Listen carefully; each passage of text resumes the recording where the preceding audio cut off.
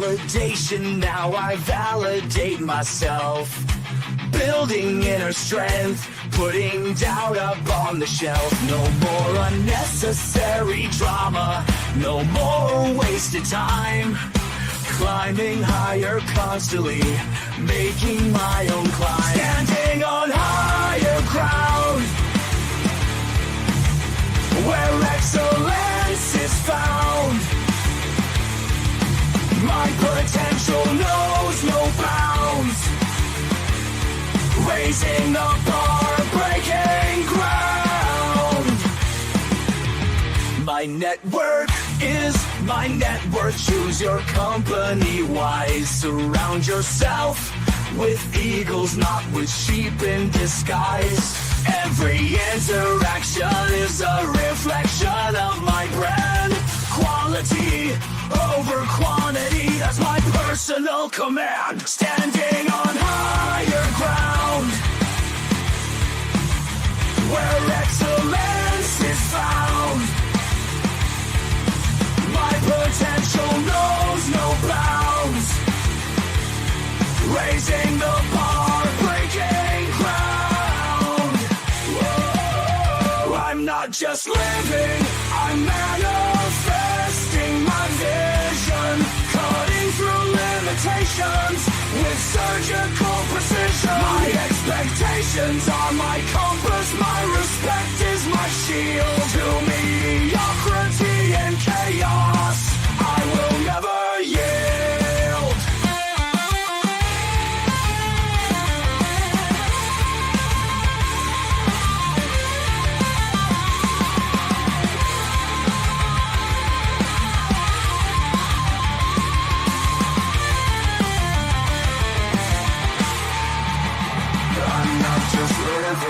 I'm manifesting my vision, cutting through limitations with surgical precision. My expectations are my compass, my respect is my shield. To mediocrity and chaos, I will never yield. Standing on higher ground, where excellence is found. My potential knows no bounds. Raising the bar, breaking ground.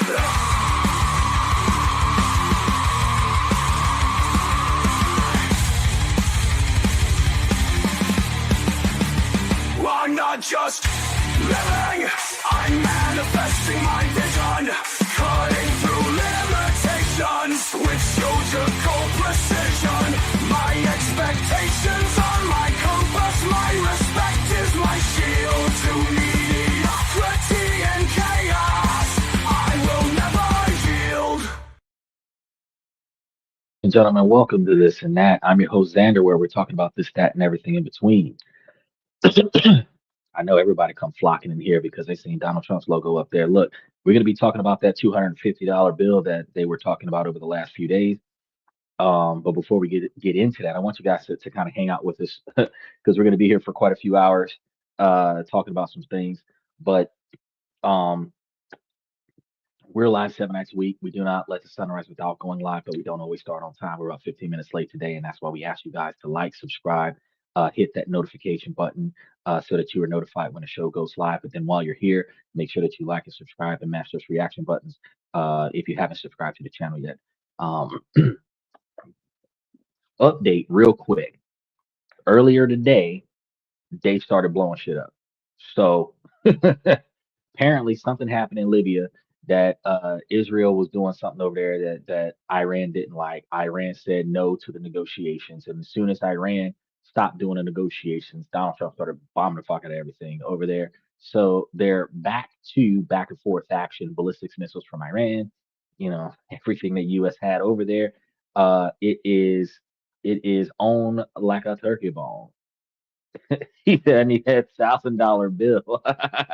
We're going to be talking about that today because they also had $5,000 and $10,000 denominations. We're going to be talking about that today too. Special shout out to Stephen. Now, um,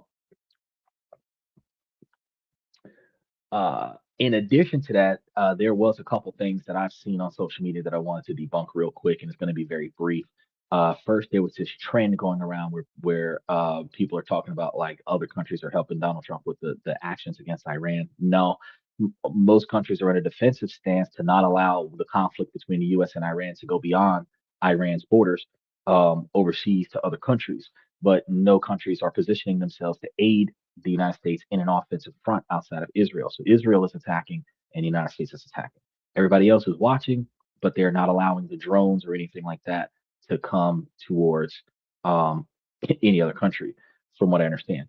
Uh, there has been a report that there's an alleged meteor or something like that that might have happened, and I haven't looked into that. That was the only thing I did not verify today. So I'm going to be looking into that today, and I'll be letting you guys know about that one tomorrow. If in fact, I think it was like Minnesota or Memphis or something like that, that allegedly a meteor was supposed to have hit over the last 24 hours, and I don't know how true that is. So I'm myth busting right now, and I'm going to go do some digging to find out and verify and let y'all know what happened, whether that was a meteor, whether that was a missile, whether that was a false claim because people do a lot of clickbait in order to get views so that they can get paid, and they just news because fake news generates traffic because it gives that shock and awe that something is happening, and then people start hypothesizing on the fake news, almost like the onion, where it gets people talking, um, exercising freedom of speech. But I like to give you guys the truth.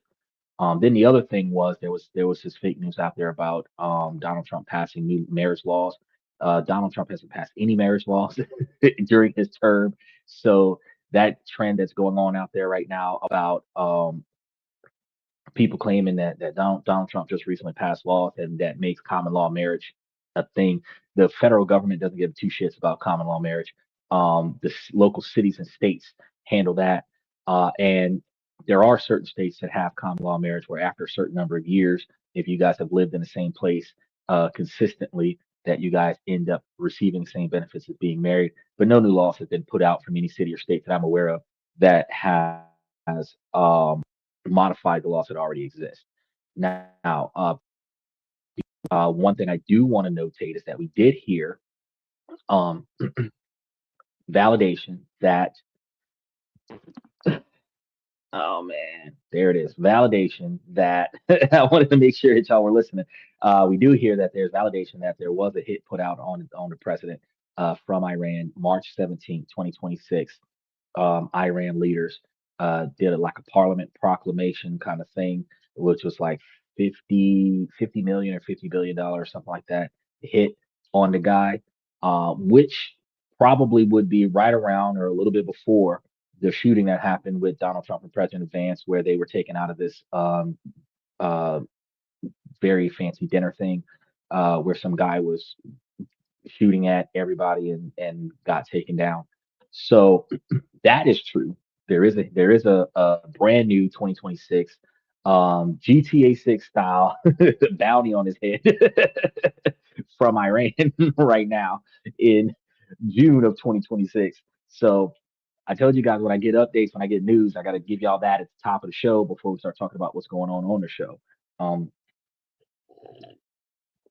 so being here live 7 nights a week, give you guys different topics every night of the week. We had a fantastic discussion yesterday. Special shout out to Sterling. He was very good. He got on the show live, and we had a very good debate yesterday. I'm actually making shorts about that right now. So over the next over the next couple of weeks, you're gonna start seeing more highlight reels of that particular show coming out. Where me and Sterling had a back and forth. He actually was positive because he agreed with a lot of our outlooks. FX Trader was still here live in the comments. Stephen was still here live in the comments. There was some other guy who jumped in, and that guy was also bringing some extra information in there, and he was kind of and we carried the show. We carried the show quite a long time. I think we carried like 4 or 5 hours.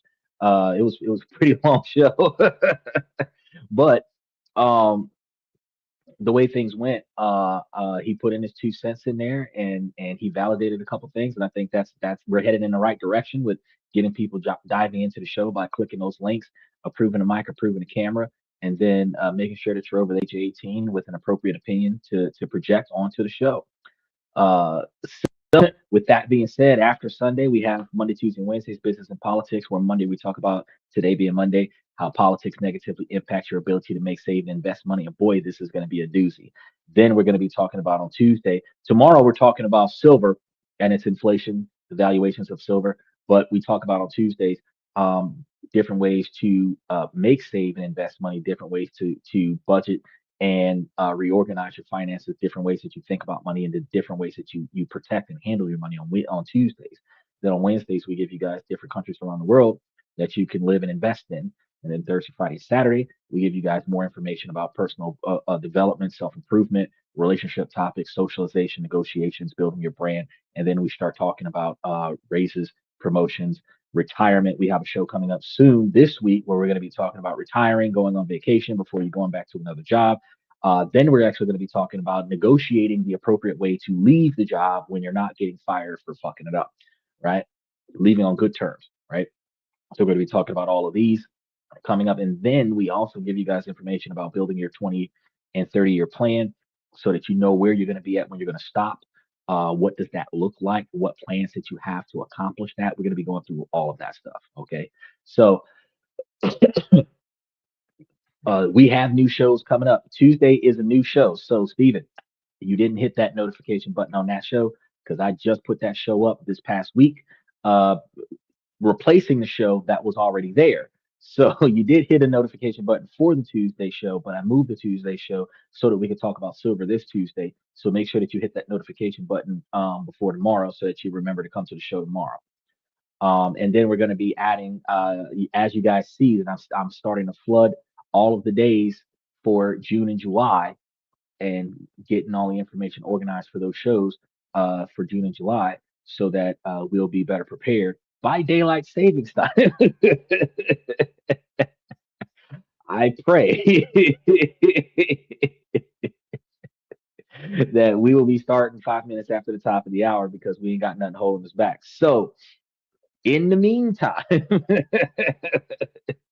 going to do everything we can to make sure that we keep you guys with fresh information and up to date news on all the stuff that interferes with your ability to succeed. So, with that being said, let's go ahead and get things started. Because I know you guys may have seen the image online of a $250 bill featuring Donald Trump's face on it, right? Even I was able to get a thumbnail with it up there. It's important to understand that right now, no such bill is currently in circulation as of yet. Okay, so let's just understand that. It hasn't happened yet. My new routine is clock in for work and hit the notification buttons right after around 11:05. That is a good way to do it. That's a good way to do it because I'm supposed to start at 11:05, and if I didn't start at 11:05, you click the notification buttons.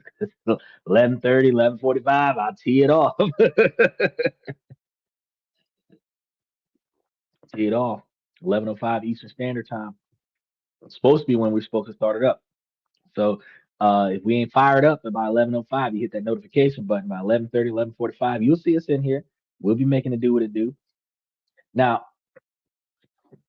what does exist right now as it pertains to that $250 bill is a very real political and policy push to make this $250 bill a reality. A bill has been introduced in Congress called the Donald J. Trump $250 Bill Act. Now, keep in mind, the word bill as far as currency versus bill as far as policy change, two different things. There's no money going anywhere. They have created a document, put it into Congress, and they're talking about making this happen, which would require the Treasury to issue these notes. He said, just make the start time 11:30 already. Well, that's the thing. So what's going on right now is because everything's starting an hour sooner, it's really forcing me to start things at 11:30.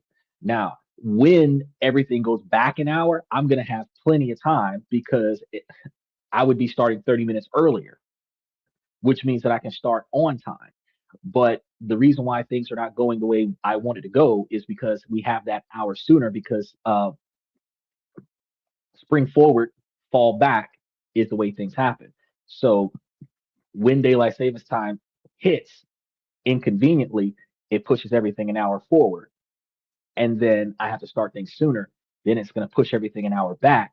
And then I'll have extra time. So it's almost like when the clock roll is, so technically we're starting the show at like 10:30 Eastern Standard Time because the clock went forward an hour. Now, when everything goes back, instead of me starting it at 11:30, I'll actually be starting it at 10:05. So that's the reason why things are. But I have been making it a habit to try to just kick the show off at 11:30, and I have started to schedule some of the shows closer to 11:30 to make sure that you guys see on this the release time that yeah, it's probably going to air in like 11:30. So that you're not sitting here for 30 minutes waiting for me to show up and I'm making my coffee before I get here. Is there would be a benefit from who would benefit from the new $250 bill? Not you or me. Most people only have around, excuse me, $500 in savings. Actually, nobody's going to benefit from the. I stand corrected. Strippers would benefit from.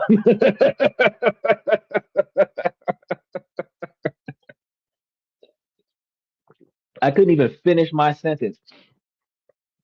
So, strippers, escorts, um, call girls, OnlyFans, Backpage, Waffle House, um, gentlemen's clubs, places that are predominantly cash exclusive scenarios, those places are going to benefit from that $250 bill.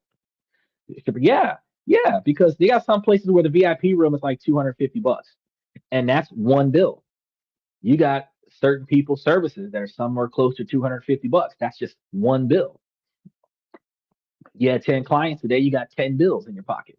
Those are going to be the kind of people that are not going to have a problem with it. Yes, when you're getting paid in singles, you got large quantities of bills. You got large quantities of notes. But the thing is that if you're trying to carry large quantities of cash on you discreetly, that's one of the purposes of the larger denomination bills. Instead of having 50 singles, you have one $50 bill. Instead of having 250 singles, you have one $250 bill. But that's going to be for storage and holdings, not for regular transactions. We're going to be getting into that soon, right? But if you, let's say that you wanted to have like $25,000 in your safe, right? You don't need a big ass vault. You can use a small, regular size safe. And with $250 bills, you would need like 100 of those, right?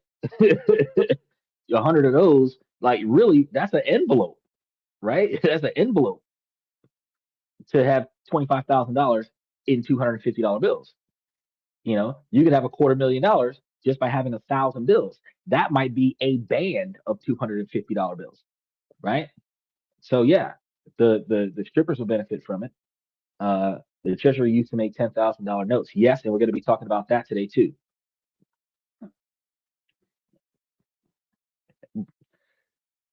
So the idea is supposed to be, in order to make this $250 bill, is to tie this new denomination to the 250th anniversary of the United States in 2026, creating a commemorative note with Donald Trump's portrait on it. The man always tries to find a loophole to get the things done that he wants to get done, right?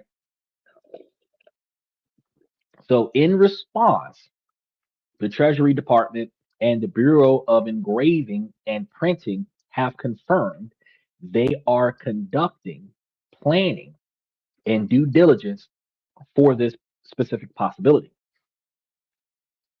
Internal mock-up designs for a $250 Trump note with a 250th anniversary logo do exist. However, officials stress that these are not finalized designs, and any images circulating publicly are just unofficial concept art. The biggest obstacle is a federal law that requires a person to be deceased before their image can appear on U.S. currency, right? See if it says, I want a few if they make them. Well, I thought about it. I ain't got no beef with the dude. So, I thought about it. And if I was planning on traveling to another country and I wanted to bring like $5,000 with me, that would make sense because I would only need like 20 of those bills, right? If I was bringing $10,000 with me, I would only need 40 of those bills. It is not that hard to put 40 of those bills in an envelope and put it in the inner breast pocket of my vest, inner vest, a pocket of my blazer, and not have it seen or observed by people with traveling. And it would be a lot easier than walking around with a briefcase full of $100 bills, right? It's less conspicuous. So I would not have an objection with collecting a few of them for actual transactional purposes like international travel, right?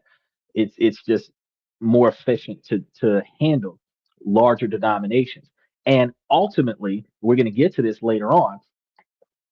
Truthfully, we're really only gonna break them bitches at banks anyway. So you're gonna travel from point A to point B with like 20 or 30 $250 bills. You're gonna go to a local bank and you're gonna break them fuckers into some big face hundreds or some 20s and tens, and then you're gonna go to the local stores and spend them. If you're gonna go to a certain bank in a different country and you're gonna break that into local currency, they might turn your one $250 bill into a briefcase full of notes in their currency, which would require you to only break one bill at a time in order to get things done. Trader says, is there going to be a gold one as well? I haven't heard any information about the gold one because I know that when they were talking about the $1 coin, that might have been a gold coin with Donald Trump's face on it. That's when living presidents can't be on currency first came up, and I covered that on the show. That was around the time where they were talking about doing that one platinum coin for $1 trillion to offset the deficit. Because if you made 30 of those platinum coins and sold them on the market, you could get $30 trillion from other countries where they would just have 30 of these $1 trillion coins and just offset the deficit where we would not have a negative balance in our budget. They just haven't done it yet, right? So I haven't seen anything about a gold anything about Donald Trump. As it stands right now, it is a regular green, probably a little bit of purple and some other shit in there. Donald Trump $250 regular note, not a gold plated one, not a gold accented one, not a gold bar with Donald Trump's face on it. I haven't seen anything like that yet. Special shout out to OG Kicks. I think every president should have their face on a $1 bill, would be a great collection. Well, I think that if they made a coin, a commemorative coin for each one of, they used to do this back in the day, but it wasn't like it was like different orders that had different imprints on the back of it. But if they would have presidents on those coins, those commemorative coins, where you could collect all of the presidents. Because when I was a kid, I know that they had like a collector set, and I forgot if it was. I think it was a coin style collector set, but it wasn't like you can go to a vending machine and use this. It wasn't like real currency kind of commemorative coins. And they had like all of the current presidents back then, but that was like 40 presidents, I think, back in that time when I was looking at it. It's not what we're dealing with right now. So it was a long time ago. But the understanding is that yes, it would be a good collector's item to have every single president that we have had since the first one on some type of currency that we could collect and then have a full set, but that set would be valued by massive quantities of value for somebody who's not willing to put in the effort to collect all of these things from the bank. It's like you got to roll the dice, you get what you get. we're not going to issue you specific ones. You almost like that McDonald's Monopoly board game where you just gotta, pull the card and scratch and sniff, and if you get it, you get it. You got a full set. Congratulations, kind of thing. But that would be pretty cool. I say when I carry $1,000 in 20s, my pocket is full and I can't use my wallet. Four bills would be way better for carrying it. Yeah, I know, and that's one of the reasons why I said it. It will have use for transportation, transporting large quantities of capital more discreetly. But using them is going to be another issue, and that's what we're going to be talking about today. Trader says, I read that some people experienced a major problem when they had a few $1,000s on them while traveling. The customs asked them where they get the money, etc. Is that possible? Yes, it's not a few $1,000s. It's specifically any denomination over $10,000. Um, One of the issues is that what some people try to do is they try to travel with large quantities of cash, and I've covered this on the show quite a few times over the years.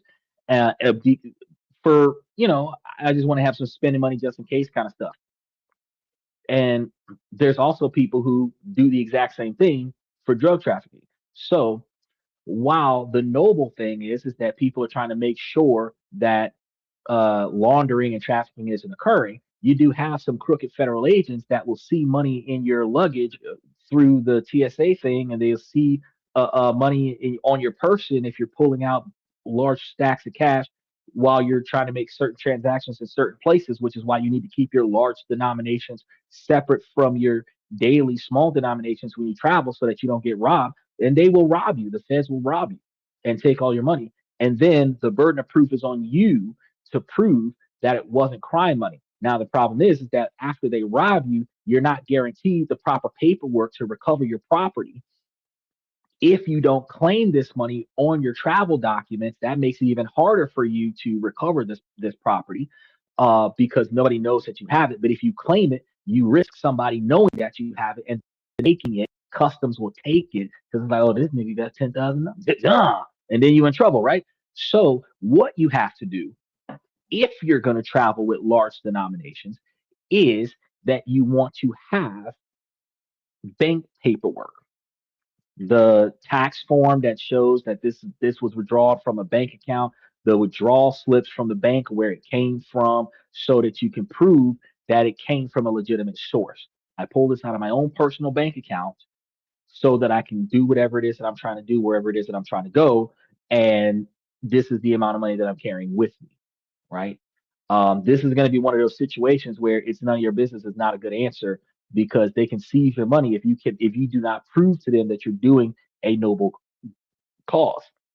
You're flying to another country, opening up a bank account so that you can establish your business in another bank account. You're taking this quantity of capital because this is what you were told by the bank is the minimum quantity of denominations needed to open up the account. That's why you're traveling with that kind of money. Those types of responses, they're not going to take your stuff. They will stop and ask you some questions, but you're going to have to be transparent as to why you're traveling with the money, where you got it from, and where you're taking it to, so that you can prove that you're not in the commission of a crime.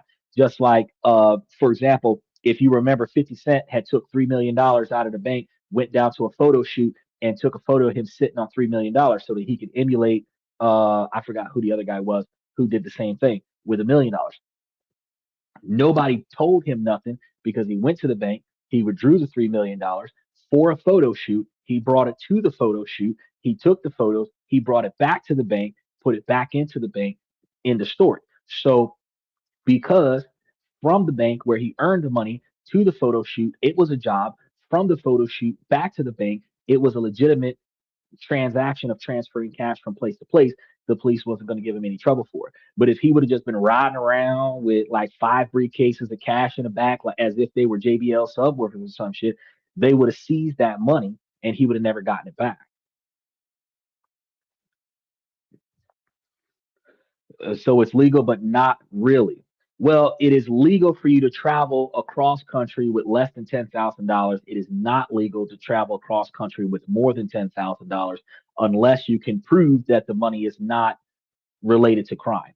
So you can travel with 20, 30, $50,000, but you must have the paperwork Just like having ATF paperwork to drive across state lines with an assault rifle, you have to have the paperwork that shows where you got the money from and if possible where you're taking the money to. So like if you are legitimately transferring it from one bank to another, that bank has to have some kind of written documentation from them that says in order for you to access an account with us, you need to put $50,000 into our bank account. You print that email out and then you go to the bank, you withdraw that 50 grand from your bank, you get do your tax forms and everything like that that reports the fact that you're legitimately taking this out to go put it into another country. You put all those documents together. When they come asking you about it, you've got the information from the bank notifying your bank that you're withdrawing this for this bank. You've got the information from this bank that's telling you how much you need to take out. You have the amount that was withdrawn, the date that it was withdrawn, the tax form that was filed that covers all of that, all put together in one packet. When they come asking questions, you're just transferring it from one bank to the next. Okay, cool. Right? Then it's legal. But if it's just like you've been collecting money for like the last 20 years and now you want to put a duffel bag full of cash in the back seat of your car and you want to drive to Mexico, no sir. No sir. If you do not have every single withdrawal slip from the bank that shows that you got each dollar from the bank, when they stop you, any untraced money is illegal money. Wire the money if it is large and take the fees at that point is the best bet. Under certain circumstances, that is 100% the best way to go. But one of the problems that we have, Stephen, is if you're going to a new location and you have not established business with them, you can't wire money to yourself in a country that you don't have a bank account in. So problem is that you're going to have to travel with some kind of money to get out there to open the account so that you have the way to send the money over there. Now, yes, there are banks, and that's why we talked about international banking for several months, that you can establish certain bank accounts over the phone, online, stuff to that effect. And then you may still have to commute to those banks in person and finish the process. You could, under those circumstances, get just enough information from the bank to wire transfer your money to the bank so that when you fly to the bank to set up the account, that you're not carrying the money with you. But if you don't go through the necessary steps to establish the bank account so that the money has a source to go to, you will have to carry it with you and then open the account once you get there. Right. But if you start talking about like from one place in America to another place in America, yeah, you can just wire transfer that shit. If you're bringing it to somebody else, you can just wire transfer it to those people. And that's going to be one of the reasons why the $10,000 denomination is no longer in use. He says, easier to have the money wire transferred to your destination and pick it up at the bank. Only if there is a source. You can't go to every location and grab what you got to grab from the bank just because you sent the bank money, because the bank has a universal routing number for certain locations. But which account collects the money, that has to be uniquely established. So somebody has to have an account with that bank in order for that bank to collect the money, right? So if it's less than 10 grand, you don't have to prove anything. I didn't say that.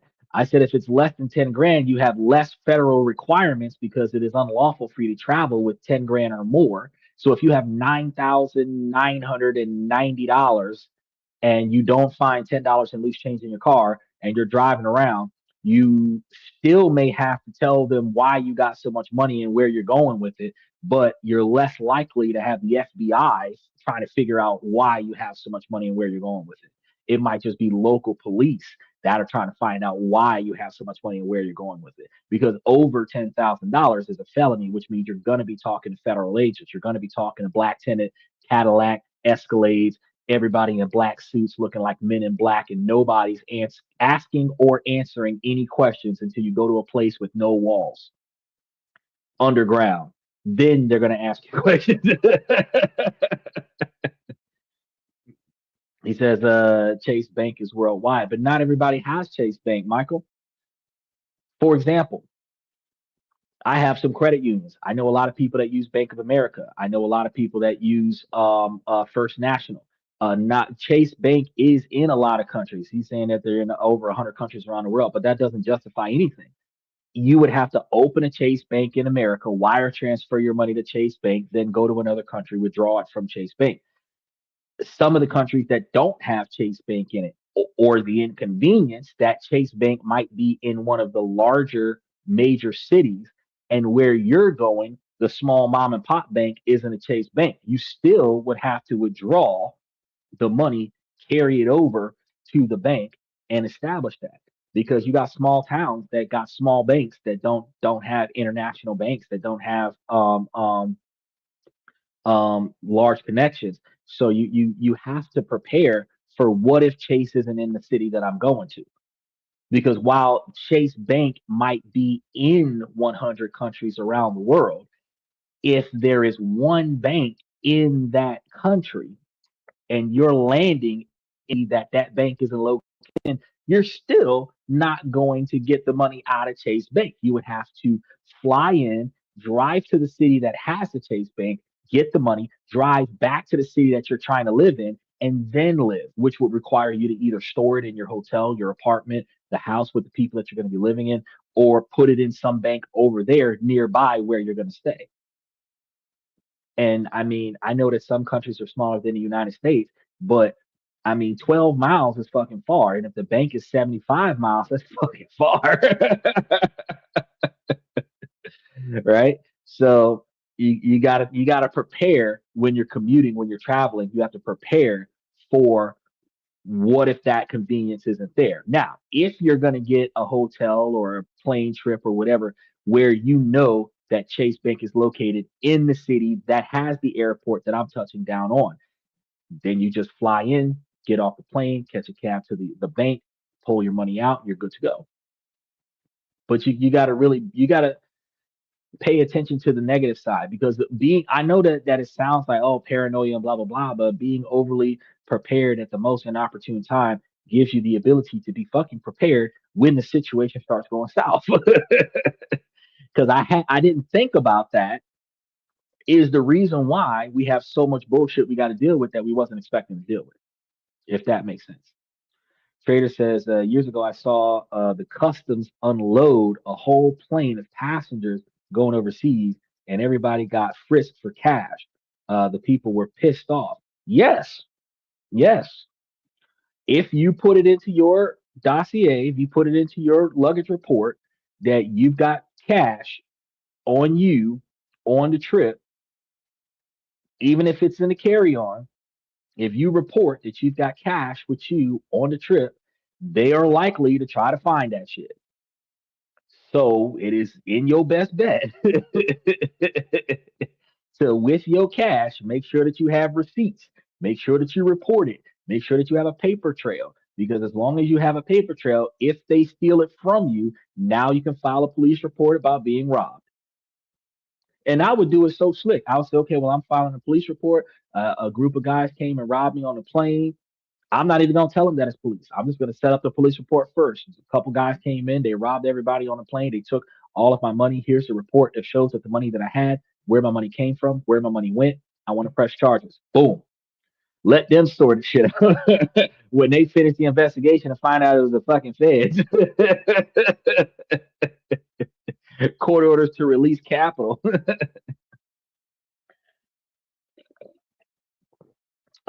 Is I'm pretty sure if there's a commercial bank in that country, it may not be named Chase Bank. That's the problem. So if there is a commercial bank in that country and it is not necessarily named Chase Bank, but it is an affiliate of Chase Bank, there's a possibility that you can wire the money to that account. But if it is not guaranteedly Chase Bank, the problem that you're going to have is that that bank may take money out for you, but that bank does not have your Chase Bank account in it, which means that you may have to pay extra money to get your money out. So like they have two different ways that banks work together. They have co partnerships where you can walk into the bank and withdraw money out from this bank, even though that's not the bank that you bank with. And then they have co ATM partnerships where you can go to the ATM machine not be charged a service fee, and pull out money out of your bank account from an ATM that belongs to a different bank or a different provider of the ATM that is not your bank. So if you go to another country and your Chase Bank isn't there, and let's say it's Yin Yang Bank or whatever, your account isn't there, you're trying to get 10 grand, ATM machine might only let you take out 500. Your bank account might only allow you to be topped out at 1,000. You can't get the 10 stacks. You have to go to your specific bank. So in order for you to have full access to the whole 10 stacks, you would have to find what bank is in the city that you're going to, set up an account there, transfer the money specifically to that account, and then when you get there, you can have all of your money, not some of it. He said money can be wired to it. You may have to set it up before you go. Okay, so you're catching up with me, Michael, because I had to say it 12 times. I'm sure there's a fee involved. Oh, there's going to be a fucking fee if you send the money if you send the money outside of your network. There is going to be a $2.50 to $5 fee, and when you start doing this stuff internationally, some banks charge you an extra 3%. So you might be paying $3 to $5 from your bank, $3 to $5 from their bank, and a 3% international transaction fee. So you might be spending $15, $20 to move this money. So when you're flying out of the country, you have to declare how much cash you have on you or in your luggage, I believe. Yes, sir. It is expected that you declare it. It is not required that you declare it. If you don't declare it, you can't claim it was there if somebody steals it. If the feds find it and you don't declare it, they can seize it as drug money, and then you're not going to be able to get it back because you didn't declare it. So it is expected that you declare it. It doesn't matter if you got $30 in your pocket, you should declare it. But if you're traveling with two, three, five, $7,000, you should definitely declare it. If you are traveling with $10 or $15,000 and you want to spend that extra $150 for insurance on your luggage because you have luggage that is valued at over 15, 20, $30 or $30,000, so that if your luggage comes up missing, they will refund you the value of everything in your luggage. I would pay that extra money. Even if it never happens to me, I would pay that extra money. If you're traveling with firearms to countries that will allow you to travel with firearms, I would put insurance on that luggage too. In anything that is not a carry on, I would put insurance on that shit and put the money in there so that if the shit come up missing, keep some money on my person, but keep the majority of it tucked away in a place where if it come up missing, y'all gonna have to give me all that shit back. If you carry a M fly private at that point, you can afford it. Well, if you got a million, yeah, but when you start talking about, because a lot of times small business owners would travel with 50 grand. And with 50 grand at $250, that's what I said, like 40, 50 notes. That's not a lot of bills. That's not a briefcase full of cash. It might just be two bundles of bills, and you would just be traveling with that.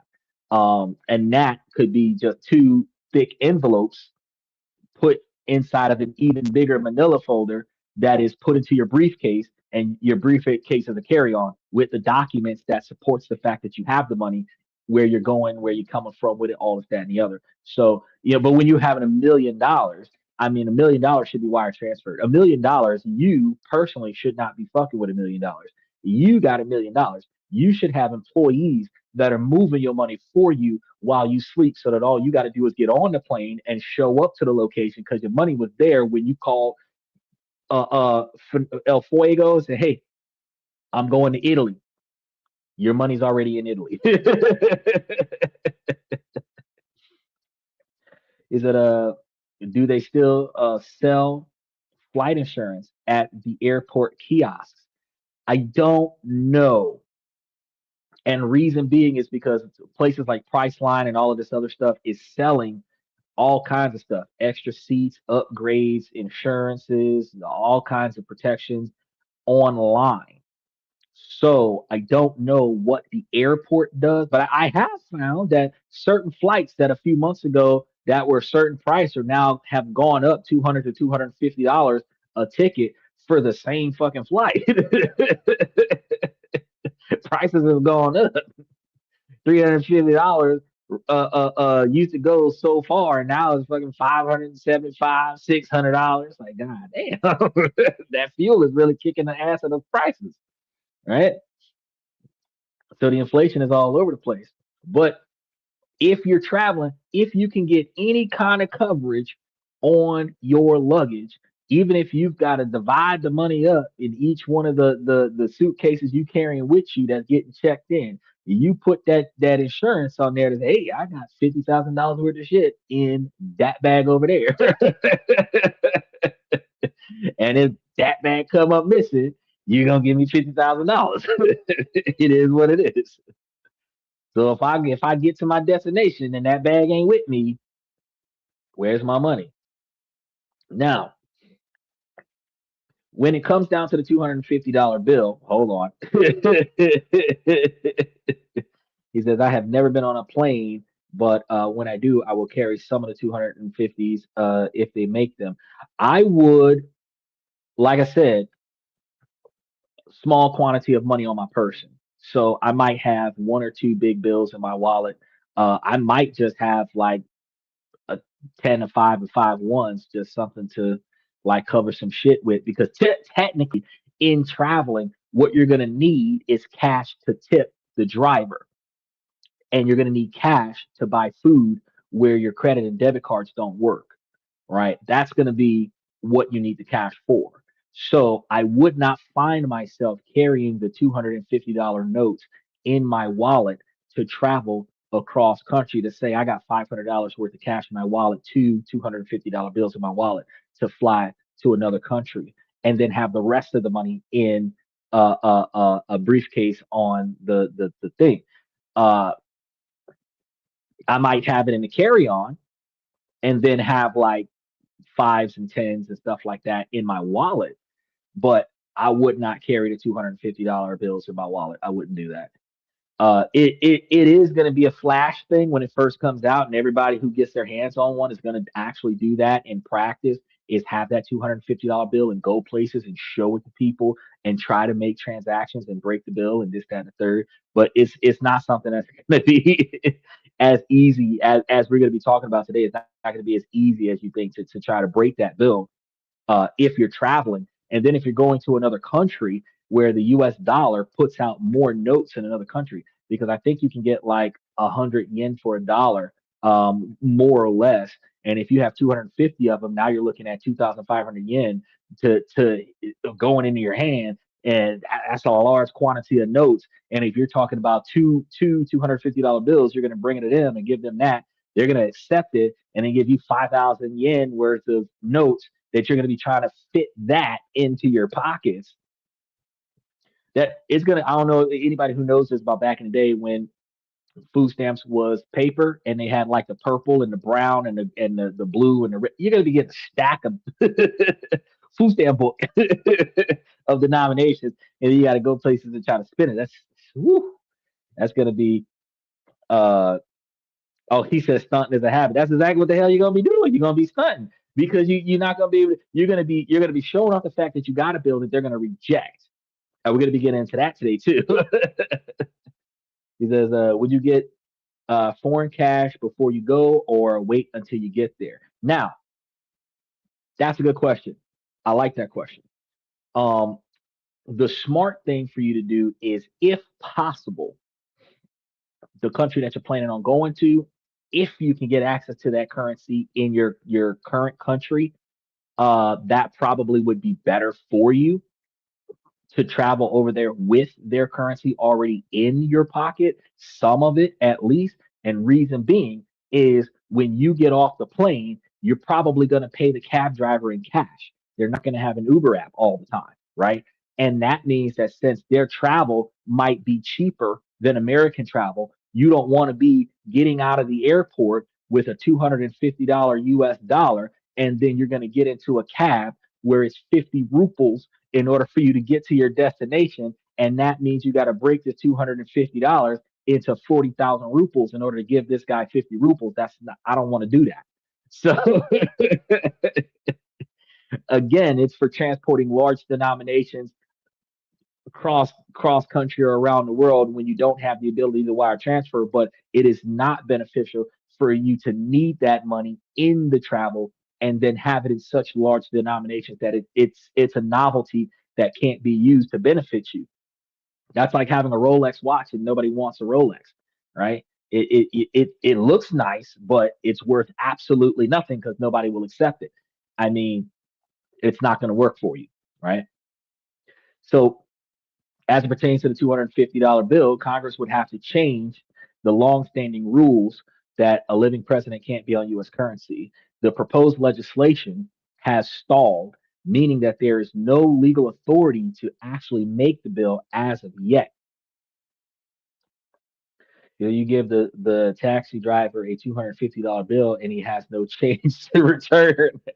Look, that's only the positive side of the scenario because think about it like this. You're in a whole nother country. You give him a $250 bill and he takes it as a tip.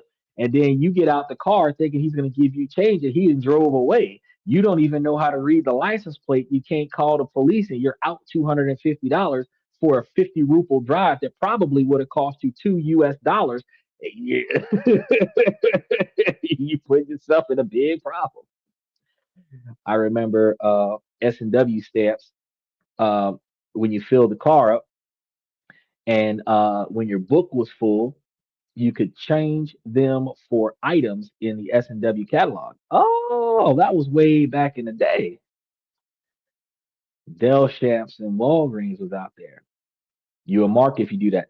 Look, you seen what happened to the little boy who supposedly got shot after the prom. He was out there flashing all that money before the prom, and somebody killed him. And they have not figured out who did it yet. Now, if his ass would have been out there in some regular ass clothes with no flashing of no damn money, his ass would still be alive. But because he was out there with thousands upon thousands of dollars, where he had more money than his weight in worth, and showing it off to folks, and somebody knocked him off and took his money is gone. His parents is doing a GoFundMe to bury him with all the money they wasted on all them Escalades and Bentleys and private jets and thousands of dollars to put into his cash as play money to show around. They didn't get him fake Monopoly money to do like costume money. They gave him real U.S. currency, and now they don't got enough money to do a funeral for the boy because they wasted the money on bullshit. Yes, it makes you a mark, and I would not recommend that for anybody. Even when you go and get the denominations from the other country to travel with to their country from your country, when you have large denominations of money, you are a mark. So if you're carrying it unnecessarily, you're taking a huge risk.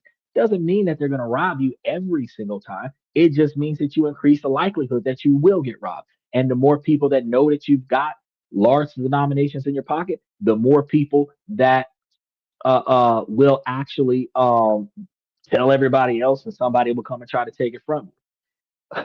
He said that's a really sad story. I'm heartless. No, it's not. Yes, was irresponsible. We just finished talking about how the wealthy people do not flash their wealth, and this is one of the reasons why. Because if wealthy people,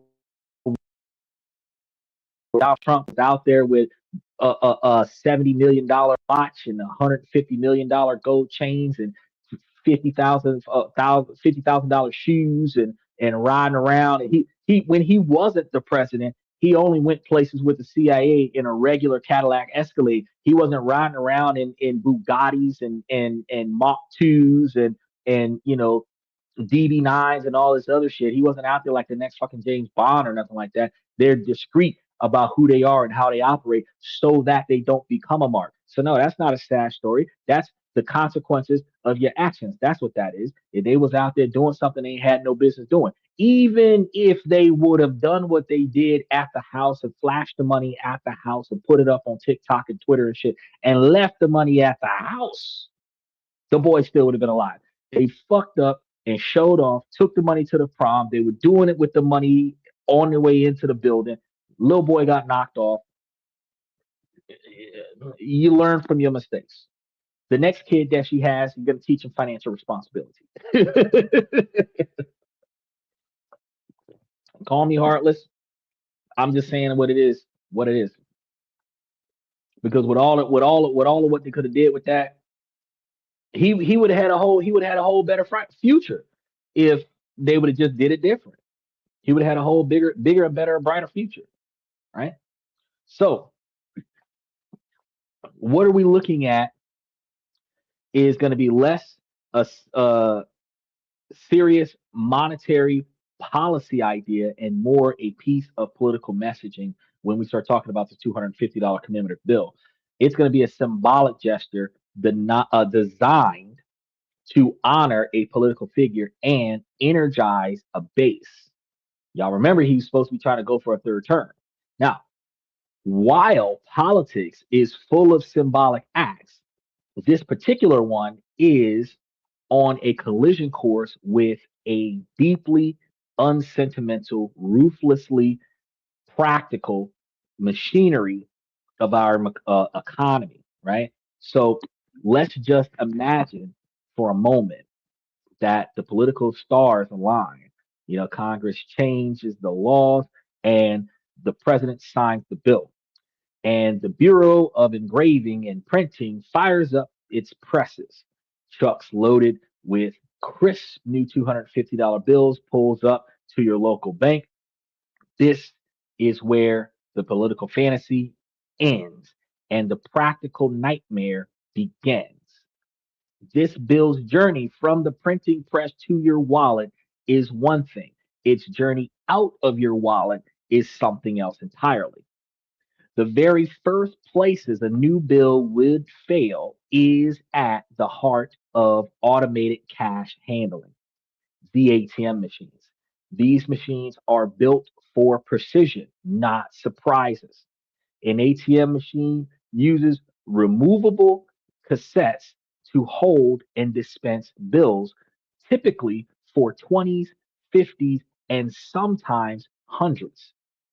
To add a $250 bill, a bank would have to sacrifice a slot for a much more common bill or create a whole new ATM machine structure that includes $250 bills,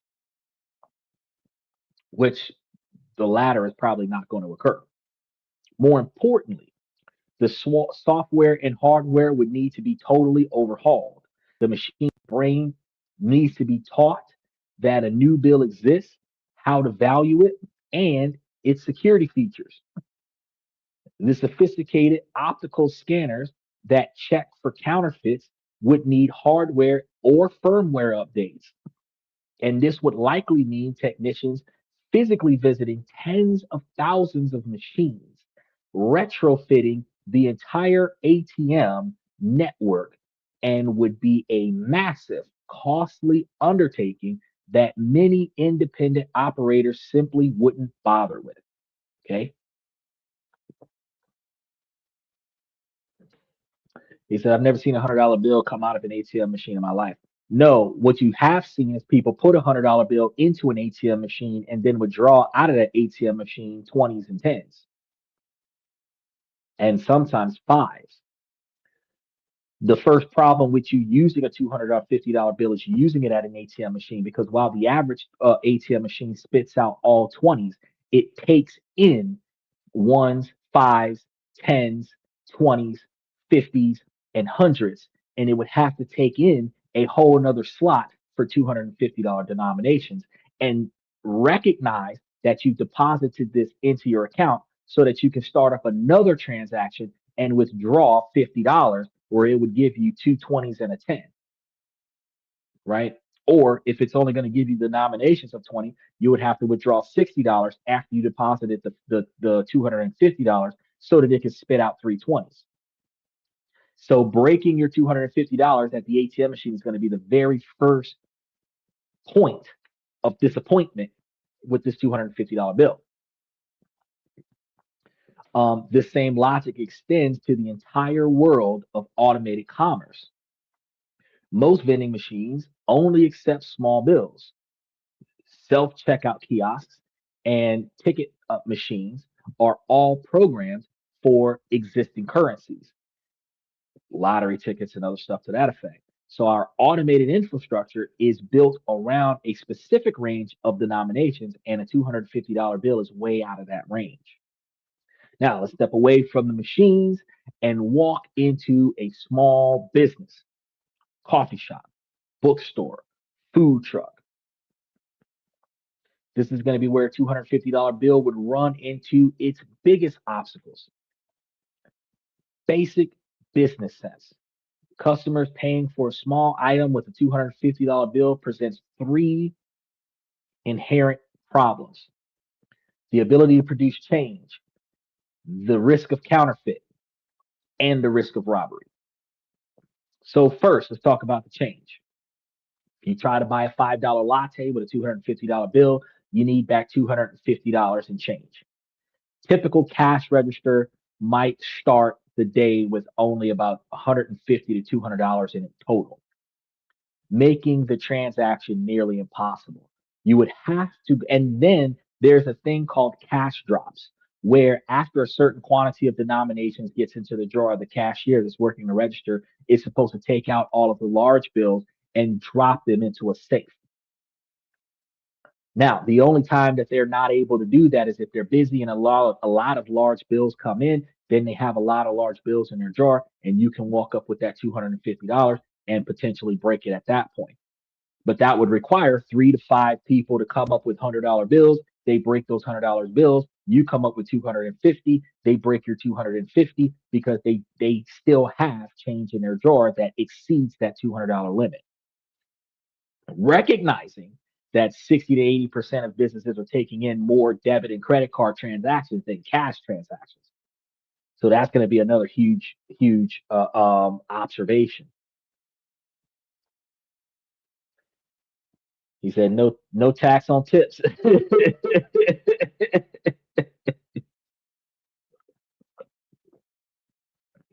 He said rich people will need $250 bills for tipping their servants and waiters. I disagree, because rich people are more than likely going to charge it to a debit or credit card that they have on their person, and then wire transfer the money to that debit or credit card, because that's less flashy.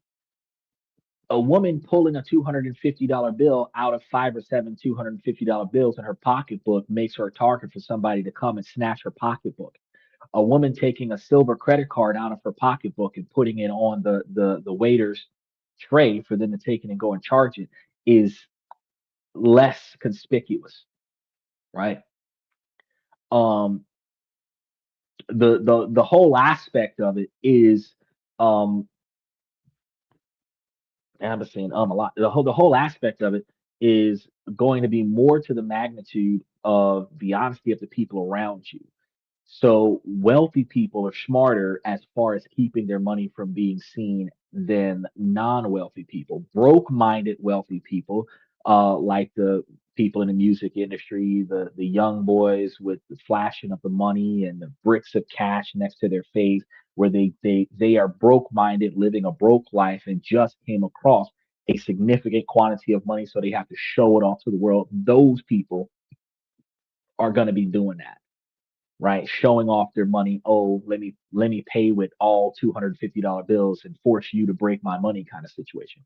Wealthy individuals who learned how to save and invest their money, how to make money off of every transaction that they perform, who were taught by their fathers and grandfathers and great grandfathers about wealth. Those individuals are going to walk into the building probably with no money on their person at all, do everything that they need to do, walk out of the building, and their accountant will go in there and handle the bill for them. You understand? Where the accountant is going to walk up with either a checkbook or a debit or credit card. You know what I mean? Because very few people walk around with cash. Yeah, I keep forgetting about the crooks. See, if we were talking about like 30 years ago, before the internet, or 20 years ago, before 2009, if we were talking about before 2009, you're right. We would have rich people using $250 bills more than anybody, right? But the way things are right now, with white collar crime, and you got the young boys out there willing to attack folks with their Glock switch and FRPs and all this other stuff. You're looking at you're deliberately making yourself a target by pulling all of these large denominations out of your pocket. It is good to have one or two of them when they first come out, and we're going to be talking about that in a moment, uh, as a novelty experience. But I don't see, like, if I got the capabilities of getting one $250 bill a month and put them buggers in a safe in my house, I would not collect enough $250 bills to put into a band of $250 bills to say that I've got 100 of them bills, to which would be like $25,000, where the stack of cash would probably be the same size as my cell phone and be valued at $25,000, right? Small stack of 100, $250 bills, right? And to say that I would fill a safe of that, I wouldn't find the value in that, because if you got $25,000 in a safe in your house, that's $25,000 not making money in your brokerage account. The opportunity cost there. You don't need more than $5,000 or $10,000 worth of money at your house, and it should be in small bills that you can utilize when times are tough. So you should have ones, fives, tens, and twenties, because those are going to be the things that's widely accepted. Convenience stores, gas stations don't take denominations over 20s and 50s. In certain other places don't take hundreds. So if you're coming with 250, you're outside of the authorization realm of most transactions. So if a storm is a brewing and you need to go buy gas, unless the quantity of gas you're trying to pay for at the pump is in fact $282 or $215, where your change of $10, that's like the only time they're going to be like, fine, I'll take your 250, right? Because 95% of the money that you owe is on that 250. But at the end of the day, we're about to get to this other part about why that's still also going to be a problem. He says, the FX trader, if the Strait of Hormuz does not open soon, you might need the $250 bills to fill your car. Well, look, we're on the same page as we talk about that. If gas starts running you $250 at the pump, and you go up to their cash register and you hand them 250, where you owe them 252.84, and you hand them a $250 bill and a five. They'll take that $250 bill, drop it in the safe, and break your five. But if you go to the gas station and you put 10 on five, and you walk into the gas station and hand them $250, where $40 is your change, they're not gonna help you out with that shit.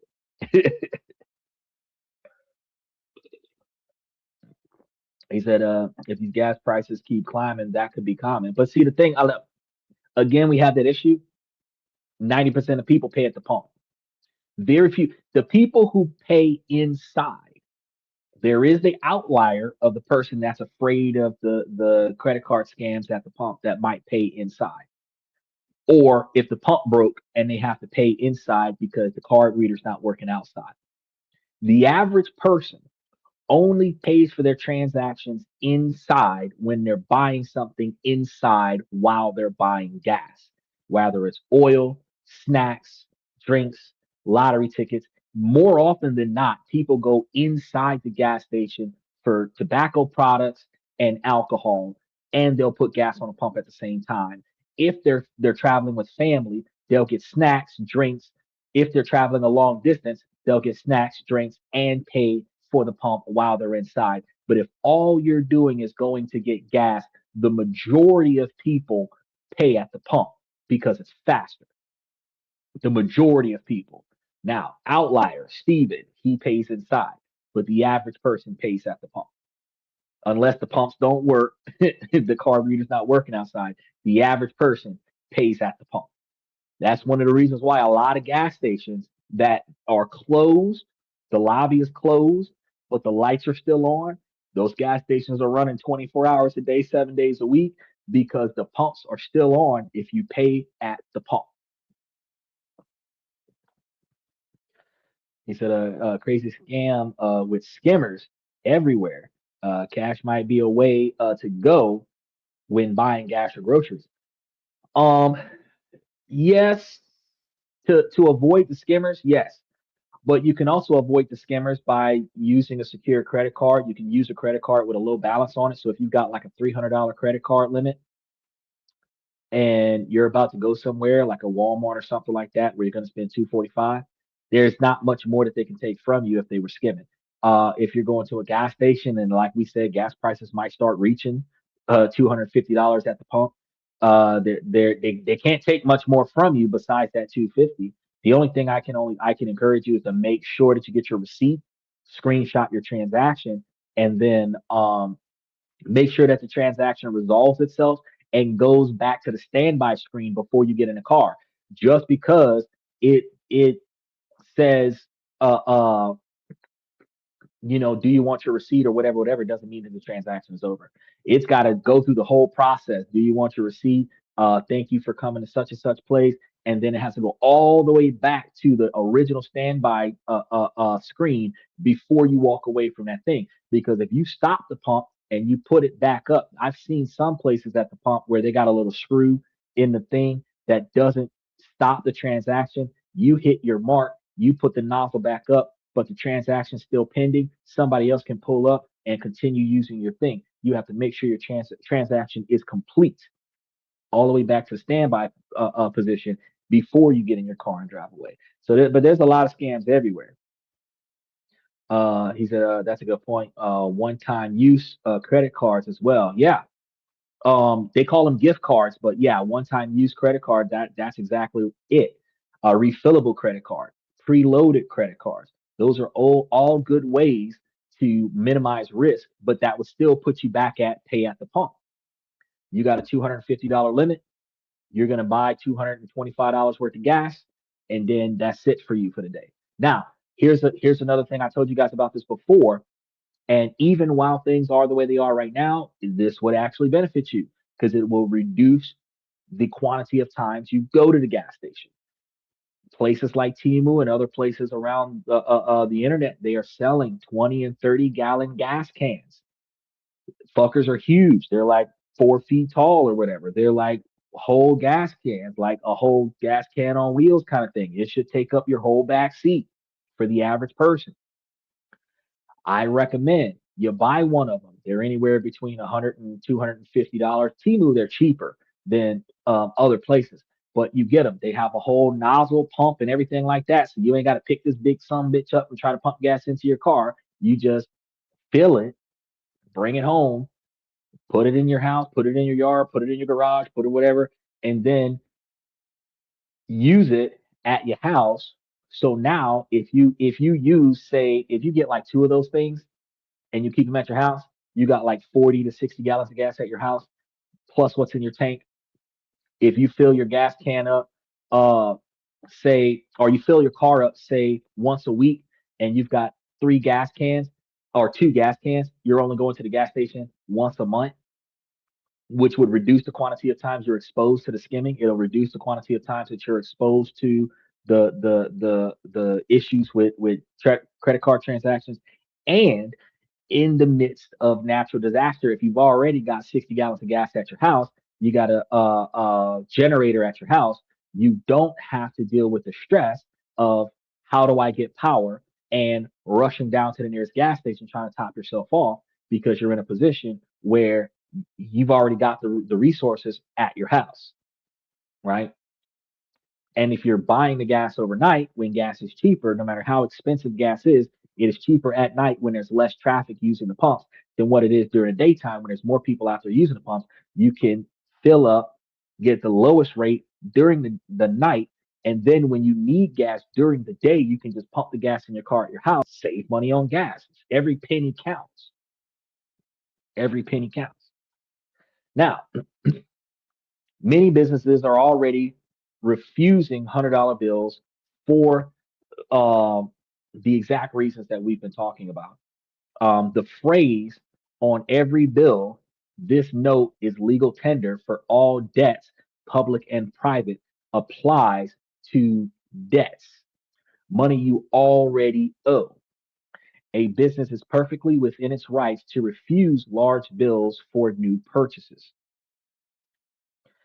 Um, we end up in a tug of war because, and that's one of the reasons why they force you to prepay. Because if you already put the gas in your car, you can't take the gas back out of the car. Now they have to take your money because you owe them the stuff that you've already taken from them, which is one of the reasons why some people will pay in pennies and coins and everything like that. Legally, they can refuse to take the money. Because since you have not already taken the product, they can refuse to take the money. Now, it, things like some people will go and buy stuff at the grocery store, like snacks and everything like that, and then pay with pennies and something like that, being an asshole. If you open the product, they haven't actually rung up the product. You can have some issues there because you're going to say, I paid for it, the money's right there, but they haven't rung you up for it. So technically, it's not yours yet. They can refuse to sell you the product. And if you already opened it, you've got legal issues, damaged goods, theft, stuff to that effect. Just because the money is on the table doesn't mean that a crime wasn't committed because it wasn't officially yours yet because the transaction was not completed and you had already opened the package and started utilizing the product, right? So you guys got to be careful about that. They even have inner skimmers inside the ATMs. So try to get cash from the ATM is dangerous as well. Yeah, that is true. And one of the things that you have to practice doing. So again, when it comes down to these skimmers, this is going to be every fraud transaction is always done in a bulk scenario so that they can get the most benefit out of it with the least amount of effort. They're not going to put a skimmer more often than not in a place where the ATM is rarely used. They're going to put a skimmer in a place where it is highly populated, highly used. Few hundred people use this ATM machine every day. That ATM machine is likely going to be targeted because even if the skimmer is there for 2 days, they got thousands of people that have used the skimmer in the short period of time that the skimmer was there. You go to an ATM machine that's out of the way, the skimmer is less likely to be there because if one person uses this ATM machine twice a month, they're not getting that much shit out of that particular ATM machine. What people do when they commit crimes is they case the place and they analyze the opportunity cost for success versus the effort, ignoring the consequences of the actions. If there is a larger quantity of success involved with performing this action at this location is the target, which is why they're not going to run around like GTA and hit everybody in the mouth and get $5. They're only going to hit the person in the mouth with a $50,000 chain because I can rob one person one time to get 50 grand instead of robbing 50 people 50 times to get 50 grand. Least effort, best results. So one of the things that you can recognize is instead of being afraid of every ATM machine, you pay attention to which ATM machines are least accessed in your city, the ones that are out of the way and hard to get to. Those are going to be the ones least likely to have an ATM machine. The the ones inside of the grocery store probably might have one on it. ATM machine that's not being monitored, but it's inside of the store, probably going to have one on it. But an ATM machine in the middle of fucking nowhere, very rarely, because might not even know that that ATM machine exists.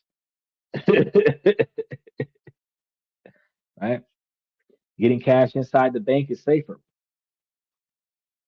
Yes, but making it to your car with large quantity of cash is not.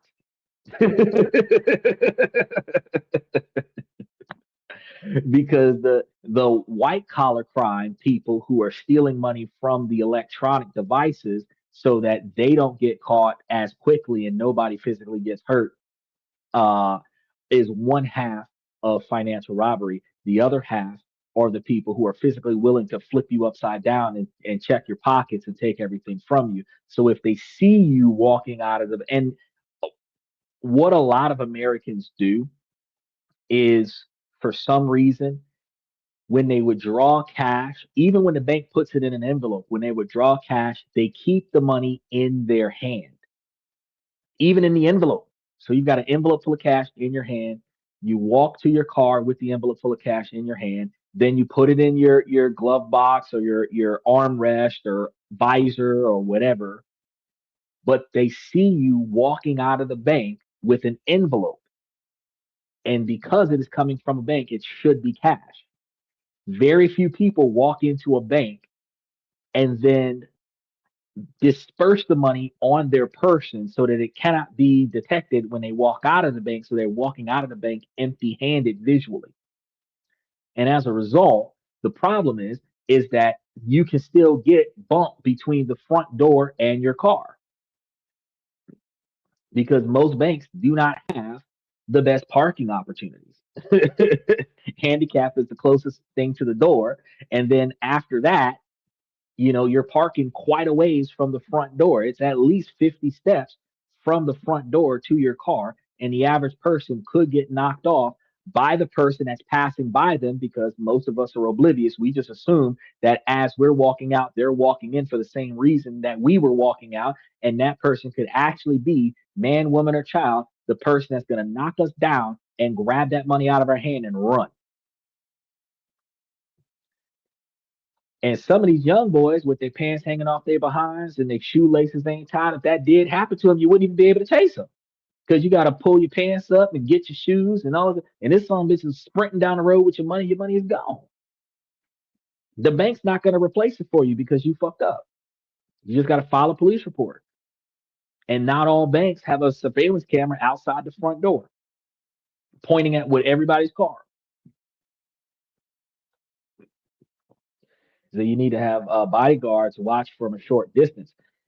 If you have bodyguards, that's probably the only time that it is more safer for you to travel with more than 50 bucks in your pocket. If you don't have bodyguards, it is not smart for you by yourself to be traveling with more than $50 in your pocket. Even if you have your own gun, it is not wise for you to be traveling around with more than $50 in your pocket, especially if people know that you have more than $50 in your pocket. You are asking for trouble. Now, even though the probability of you getting knocked off might be 20 to 50%, well, 20 to 25%, the fact is that depending on where you are, that's like 1 in 5 people, 10 out of 50 people. And you just want to make sure that you're not one of the 10. Now, the second fear is going to be counterfeit. High denomination notes are a magnet for counterfeiters. A $250 bill would be a prime target. For a small business, accepting just one fake could wipe out a day's worth of profits because the bank doesn't reimburse them for that. If you produce a counterfeit bill to a business and they accept it and they give you US currency change, you just rob that business. That business provides that counterfeit to the bank and the bank notifies them that currency is counterfeit. Everything that's not counterfeit will be added to their account, but the counterfeit bill will be destroyed. But they won't get credited for that amount. They got robbed. Okay. Finally, there's the increased risk of robbery, as we've been talking about this whole time. A cash register known to contain $250 bills is a far more attractive target for those individuals who still stick up boys who run up there and try to hold the cashier at gunpoint when there's only like 150 or $200 in the drawer at best. Those days would be done if you've got like 5 or 6 $250 bills in the drawer from a handful of customers that are trying to flaunt their republicanism on a Democrat lifestyle. Where the person didn't get a chance to drop the money into the safe yet, and dude comes in there and holds them at gunpoint, and now they just got like $1,500 out the drawer because all of these $250 bills were sitting in the drawer. It's a more attractive target. For all of these reasons, most retail stores would treat a $250 bill with extreme caution if they even accept it at all. So when ATM machines and retailers refuse the bill, it creates a feedback loop that would cause banks to treat it like a parish or a pariah.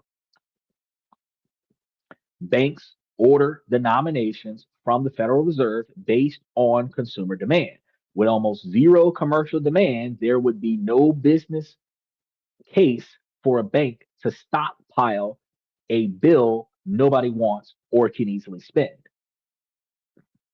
So that's going to be something that we got to think about there. The European Central Bank stopped printing and gave out 500 euro bills. Uh, I don't have any information about that. Oh, they stopped printing and stopped giving out the 500 euro bills. Well, yeah, well they're avoiding the counterfeit as well.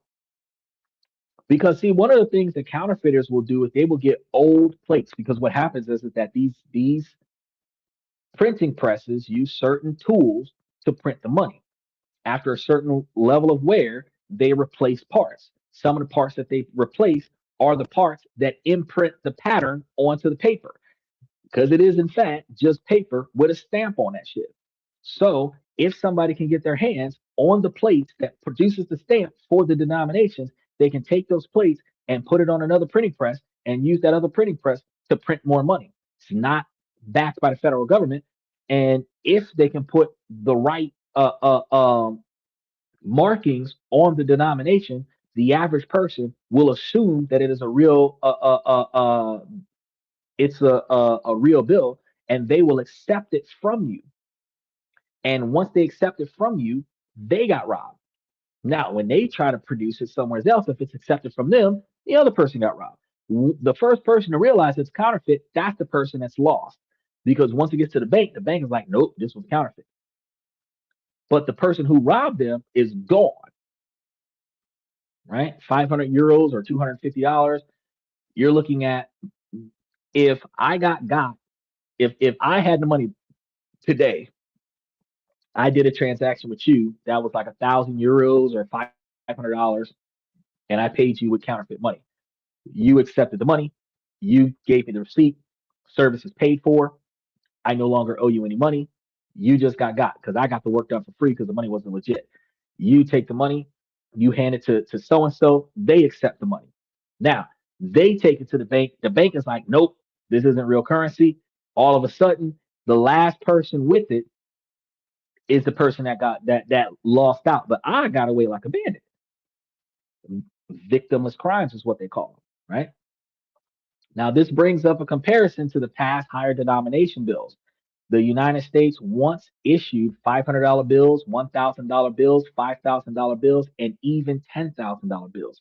Where I forgot the name of the guy, Simons, something like that, who was on the, I think, the $5,000 bill or the $1,000 bill, where he was one of the only non-presidents that was not Benjamin Franklin that was on U.S. currency, and I think it was because he made the cotton gin.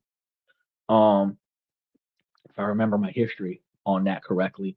And all of these denominations have been discontinued. The high denomination notes were printed through 1945, and they formally got discontinued in 1969. But for reasons very different from the challenges facing that new $250 bill, because of the older denominations weren't being discontinued specifically because of fraud and counterfeit and robbery. They were being discontinued for another reason. The old ones mainly were used for large pre-digital interbank and institutional transfers. And they were rarely used in everyday commerce, which is why I said if you wanted to take 40 or so bills with you to travel to another country, that would be what you would take the $250 bills for. Because 10 of them would be $2,500. 40 of them would be $10,000. 40 of them is easier to compile. Even if you roll them up and put them in a money clip and put that money clip into a lockbox, even if you put the money clip into your holster, you could put it in your back pocket. You could put it in a lot more places when it's just 40 bills, as opposed to 400 bills for the same denomination, and you'd be able to travel with it more discreetly. That's why I said it would be good for that, right?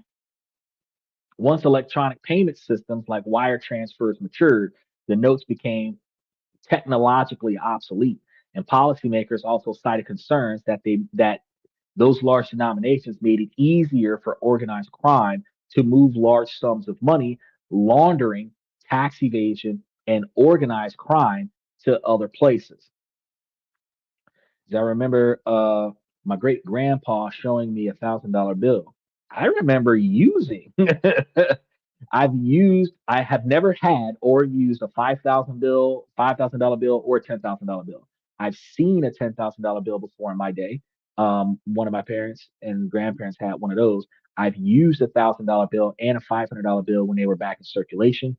But I had more of the $2 bills um, in the late 90s and early 2000s than what I had of any other denominations because those were still being passed around, even though they weren't still being created as much.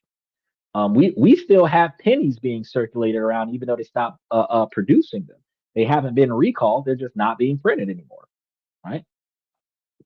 So the interesting fact is that 500 euro notes will never expire and remain legit tender. That's exactly what I was about to get to with the other money, because those other notes, which are those older notes that are discontinued, they're not retracted from U.S. currency. They're not banned or prohibited from U.S. currency. They're just no longer creating them, and they're no longer issuing them out. So if somebody has them and they decide to use them, they can be accepted in certain places for certain reasons. But once they're accepted, they typically end up going to the bank, and when the bank gets them, the bank very rarely reissues them back out. If you see it in the teller's register back in the day when you were able to see what was in the till from behind the counter, you could ask for one. But now with like a 10-foot counter between you and the person and a 5-foot bulletproof wall between you and the person, it's very hard to tell if they have it. You would have to just ask them if they have certain denominations in their bank. And if they tell you the truth and say, yeah, and they do have it, and then they give it to you, that's the way you would get it. But on average, they're gonna collect recalled currency and send it away for disposal. They're not going to redistribute it to society. So as long as you got it, you can use it for its denominated value. But as I will be talking about later on, it's probably going to be worth more to a collector than what it would be for you to take that currency and try to go back and reuse it in regular society, just to be able to do it the one time for the 5 or 7 people that watch you do it. Now, if you wanted to go viral with social media and be taking the large denominations and going and spinning them in different places so that you can get the reaction of cashiers' faces when you're spending this currency, you can do that. But again, when you're flaunting your money, you go viral using U.S. currencies. Uh, People will know that you have large quantities of money on you, and when they see you in person, they're gonna try to knock your ass off. So if you don't have 2 bodyguards and 3 cameramen following you around, you might find yourself in a bad spot. He said they probably will not accept them at McDonald's or 7-Eleven, not unless you're spending enough money to take the whole note. If you're spending enough money to cover the whole note or the majority of the note where the quantity of change owed to you would be less than $20, they might take it, right? But if you're trying to buy $5 worth of stuff and hand them 250 bucks, they're not going to take it. They're not going to take it. If you owed them more than a $250 bill and you handed them the $250 bill and a little extra, and like your change was like $1.42, yeah, they probably take it. But nah, you're not going to order a $3 large drink and then give them a $250 bill. They're going to tell you that they can't handle that today, right? So a new $250 bill is going to be a different beast because it is a much smaller uh, denomination than those legacy notes and would be aimed at consumer level transactions. It would be introduced into an economy that is already digital first and where even $100 bill is treated as very suspicious. So its potential for facilitating crime is going to be more limited than the $10,000 notes, but it would still face a wall of practical use friction from day one. So it's going to be crucial to understand that the economic impact of a $250 bill would be virtually zero. So this change, uh, which we're going to be experiencing, is going to be the denominations that are available, but that does not automatically create or destroy money. And the Federal Reserve is going to control the total money supply through complex monetary policy, not by deciding which bill size to print. It says, have you noticed that some stores examine a $20 bill as if it were a $100 bill sometimes? Yeah. And actually, some should be, if they haven't started doing that, examining the $5 and $1 bills, because counterfeiting got so heavy, people started realizing that nobody looks at the fives and ones, and they started producing counterfeit fives and ones. That's when the Federal Reserve started changing the way the fives and ones look. They didn't change the fives and ones because it was time. They changed the fives and ones because so many people were getting away with counterfeit fives and ones because nobody looks at that. They went from conspicuous large bills to inconspicuous small bills. It's easy for me to walk into a restaurant and pay with $100 in singles and it be 100% counterfeit than it would be for me to pay with one $100 bill that is counterfeit. Nobody trusts the $100 bill, but everybody trusts the single, right? So one of the reasons why a digital first economy is more effective is because the counterfeit cash distribution that still exists. So there's no safe place for you to spend your money to say that you're not at risk of being defrauded. Because the same way skimmers can get you at the pump and at the register, counterfeit cash can get you at cash only observations. You just roll the dice every time you get change. You got to check your. It's easier with digital currency because if you make a transaction and the amount that you paid is not the amount on your statement, you can dispute it and get your money back. But when it comes down to the cash transaction, if you're not the one that got the change, you can find yourself in a lot of problems because if you pay a bill or something like that with it, they recognize that your transaction was paid with counterfeit currency. They're going to overturn your payment and then tell you that you still owe them money. And some institutions, depending on what you are paying for, may even charge you a fee. So you got to be careful with that. It's really annoying sometimes. It is. It is. But one of the things that makes it easier for fraud detection is consistency. If you have different banks, different bank accounts, different quantities of money, different credit cards from different credit card entities, different quantities of money, and you use one card for one kind of transaction all the time, when a transaction occurs that is not inside of the normal, because every time you use that card, it's a pattern of behavior. When you start making transactions that is outside of the normal, it will freeze your card, call you, notify you, and put a stop to the laundering of the money in a more expedited fashion. If you're using your cards all willy nilly all over the world, then they're not going to stop a transaction because of the pace of your credit card charges and the fact that you're willing to pay the bill after those charges occurs. But the inconvenience of them micromanaging your account, and then you have to talk to them at the register every 5 or 10 transactions and let them know that you did make the last 5 or 10 purchases. That frustration protects you from being robbed, but that frustration is very inconvenient for the individual that is trying to live a hassle-free lifestyle, right? Which is one of the reasons people are and Samsung Wallet and all of these other places, is because if you can put your account information on your cell phone, now you can just NFC touch your phone to the device and process the transaction without having to bring your wallet. Now you don't get pickpocketed or anything like that because all your financial institutions are on your cell phone. You just select which one you're going to use on your phone and then touch it to the register and walk out with your phone. So when somebody snatches your phone, they took all your fucking money because they're working 24/7. So we have to adjust to it. And that's why currency changes are going to be a thing. A $250 note would be a mid-high denomination aimed at making large cash transactions a bit more convenient. For example, paying $1,000 in four notes instead of 10 $100 bills. Like I said before, carrying 40 notes with you to carry 10 grand to another country instead of carrying 400 notes to bring that same or 250 notes or whatever to carry the same out there. You're having a smaller quantity of bills with you when you're traveling.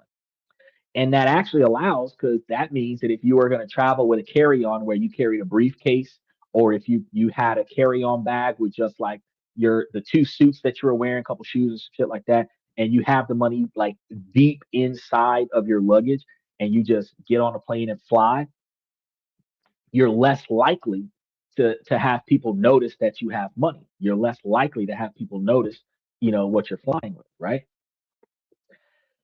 But outside of that convenience, there's a margin in macroeconomic terms to how this is going to impact everything else. Because in practice, the vast majority of large value payments today is using electronic transfers, credit cards, and wire transfer services, right? So a $250 bill would do very little to change how businesses and banks operate right now.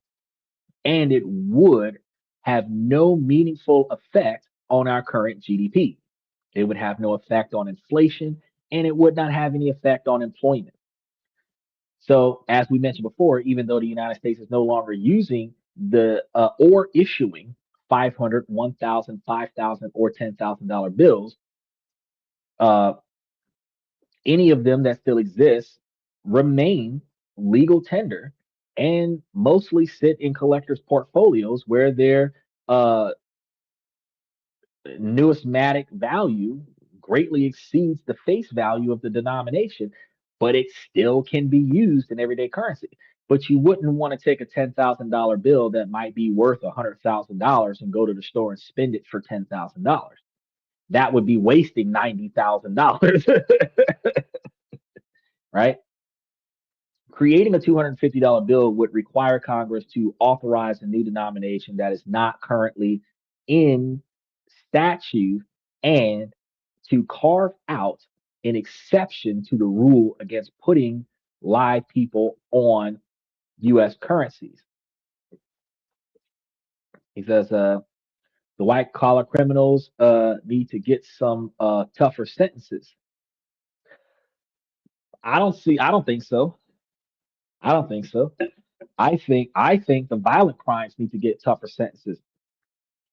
Because you have non-violent crimes that can get like 25, 30 years, murder 5. And oddly enough, murder 5, 2.5 years sentence, 2.5 years suspended, um, and now you're on probation. So murder 2.5 years. Wait, first offense, 5 years, 4 years suspended, 12 months on parole, stay out of trouble for a year, your sentence is gone. So murder, 12 months in county.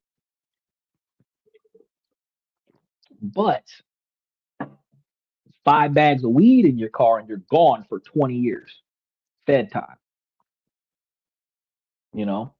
So non-violent crimes, white collar crimes, I don't believe that giving them tougher sentences would be beneficial. What I do believe, though, is that they should make a larger quantity of community service and restitution to pay back all of the denominations that were perceived to be the results of their actions.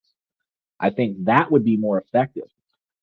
If instead of wasting tax dollars on housing nonviolent criminals, I believe that we should reinstill the Southern American forced labor slavery model on criminals who are nonviolent criminals.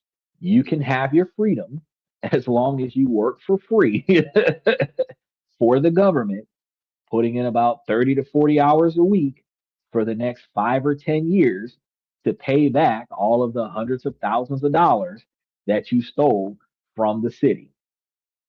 That I think would be more effective because you still got a time job to pay for your own standard of living and you're going to work for free for the government to pay back everything that you stole. So you're going to be working twice as hard to make even less. I know some people are going to say, oh, but that's going to mean that they're going to get back out there and commit crimes again. Maybe, but aren't they robbing you twice? If they got all this money, they spent it. Now you got them in a jail cell where you're feeding them for free, you're housing them for free. I mean, usually, if these guys are really good, the either the FBI or the CIA will give them a fucking job and make them a liaison expert in counterfeit money evaluations. So if you're really good at white collar crime, you can get you a job in the government. You get like 30 felonies. You're looking at 5 consecutive life sentences, and all of a sudden you're middle management in the local CIA office. So a crook from Wall Street who ripped off billions of old people does not deserve any mercy. Yeah, but again, you've seen the movie Suits, right?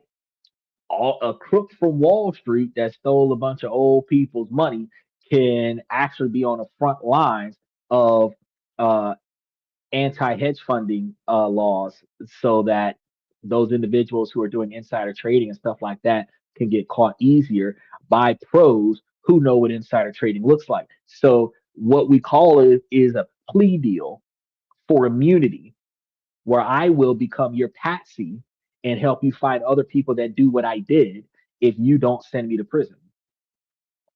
And then just give me a salary so that I don't have to commit crimes to get money to take care of myself. And they will honestly more often than not take that. They will be the Tommy from GTA 5 or the Michael from GTA 5. They'd be the reformed mob boss.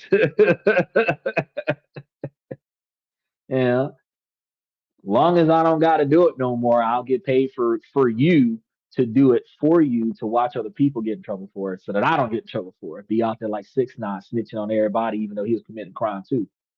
Is that people are still serving sentences that look like numbers on a football jersey in states that have legal weed for just weed.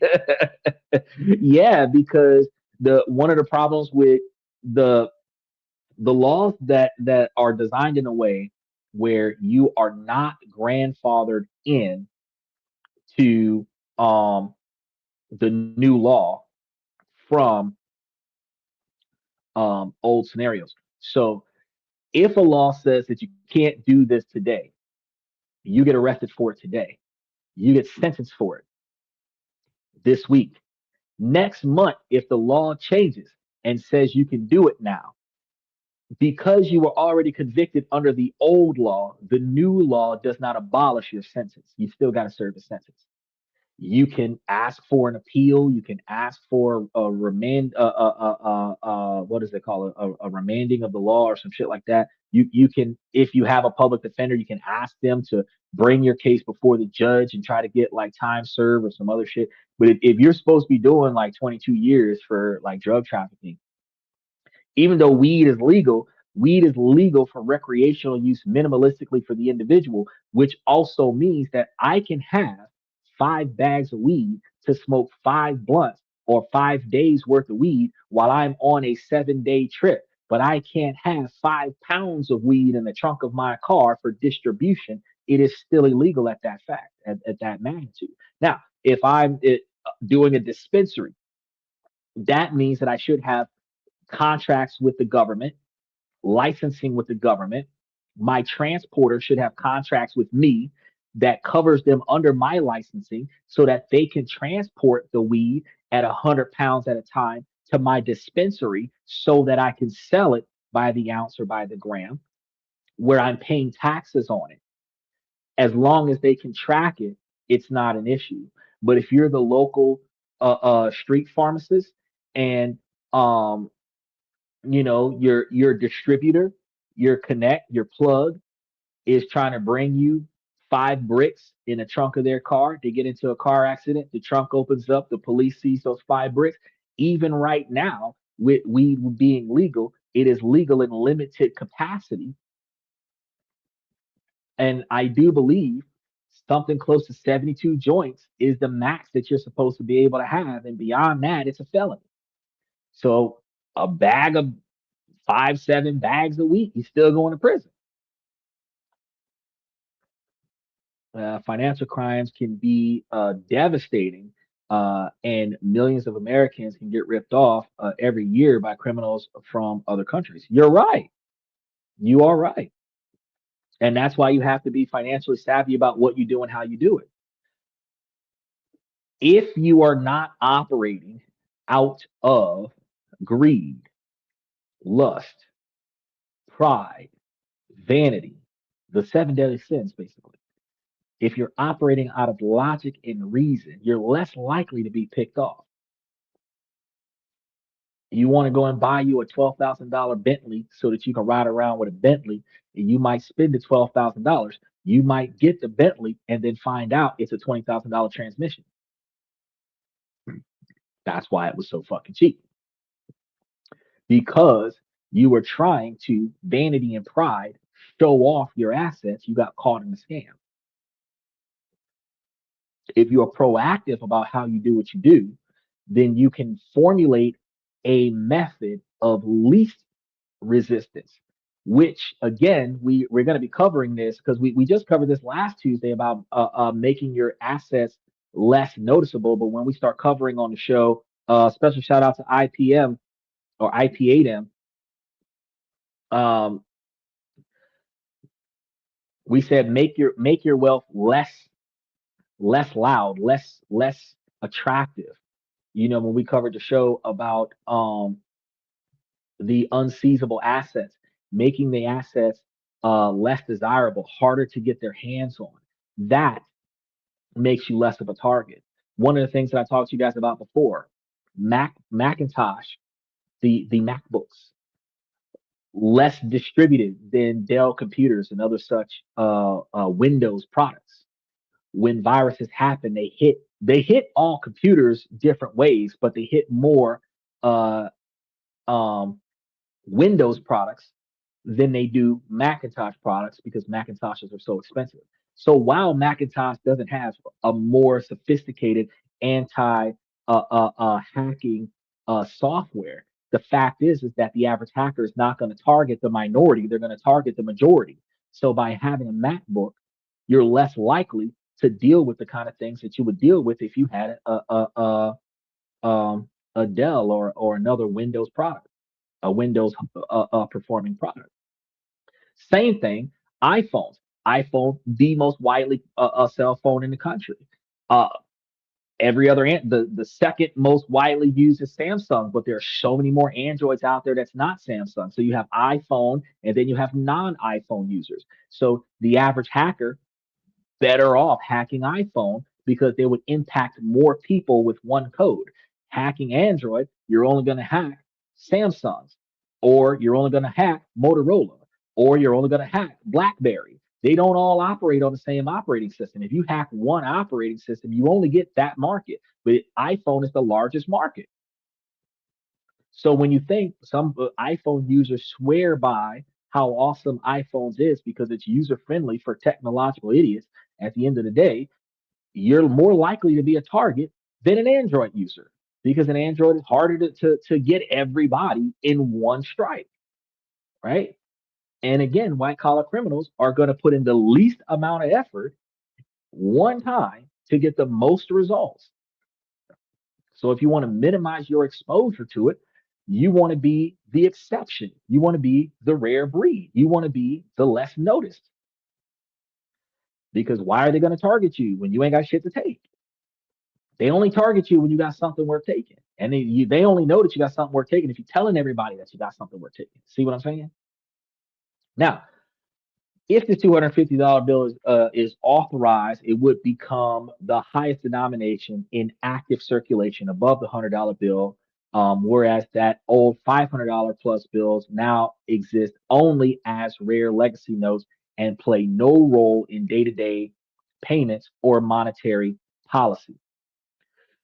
Its main impact would be symbolic and political, honoring Trump and tying to the 250th anniversary, plus the design and rollout costs for the Treasury.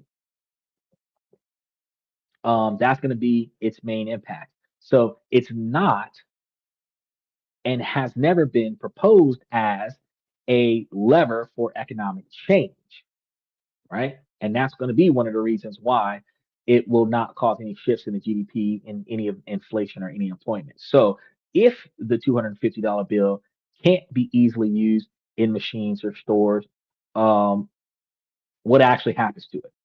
Well, it would likely find a home in a few niche areas because it might be used in cash heavy situations for larger totals, like paying for a used car or contractor work, strippers, escorts, bachelor parties, high school proms, simply to reduce the number of notes that are changing hands. High end retailers, casinos, and tourist spots that already handle lots of hundreds would likely also accept it. But for most of the economy, it wouldn't function as money in a practical sense. It would become something else, a collectible, and a tool for hoarding. Like I told you before, if you held one $250 bill in a safe every month, you would have been able to put away $22,500 over the course of 10 months, right? And you would have 10 bills, which isn't a lot of paper, in your safe. That safe would be fucking empty. Its primary identity would be a collector's item, immediately snapped up by political supporters and speculators. Equivalently, because while people claim that they hate Trump and they'll leave the country if Trump was a president, not caring that Donald Trump is on the bill, people who don't like Donald Trump would get a $250 bill to be able to say that they had one and potentially be able to say that they've used one at least once in their life, right? Just for the novelty of it. Trump supporters are going to have a larger quantity of them where they can, at every chance that they get, be able to flash it to people, if not use it in transactions to reemphasize their loyalty to the Republican Party, even when they're living a Democratic lifestyle. I'm going to keep throwing that out there because not every Republican, self-claimed Republican, is making over 150,000 a year. And if you're not making over 100,000 a year and you claim to be a Republican, you are living a Democratic lifestyle and voting against your profits because the Republican Party keeps money in big business and your ass ain't big business. That's just what I try to tell you guys. Right. So people who get the money are not going to spend them. Instead, they're going to hoard them, which would remove any money that comes out of the banks in circulation. They're going to remove it from circulation. So its value would be tied to its rarity and the whims of the collectibles market.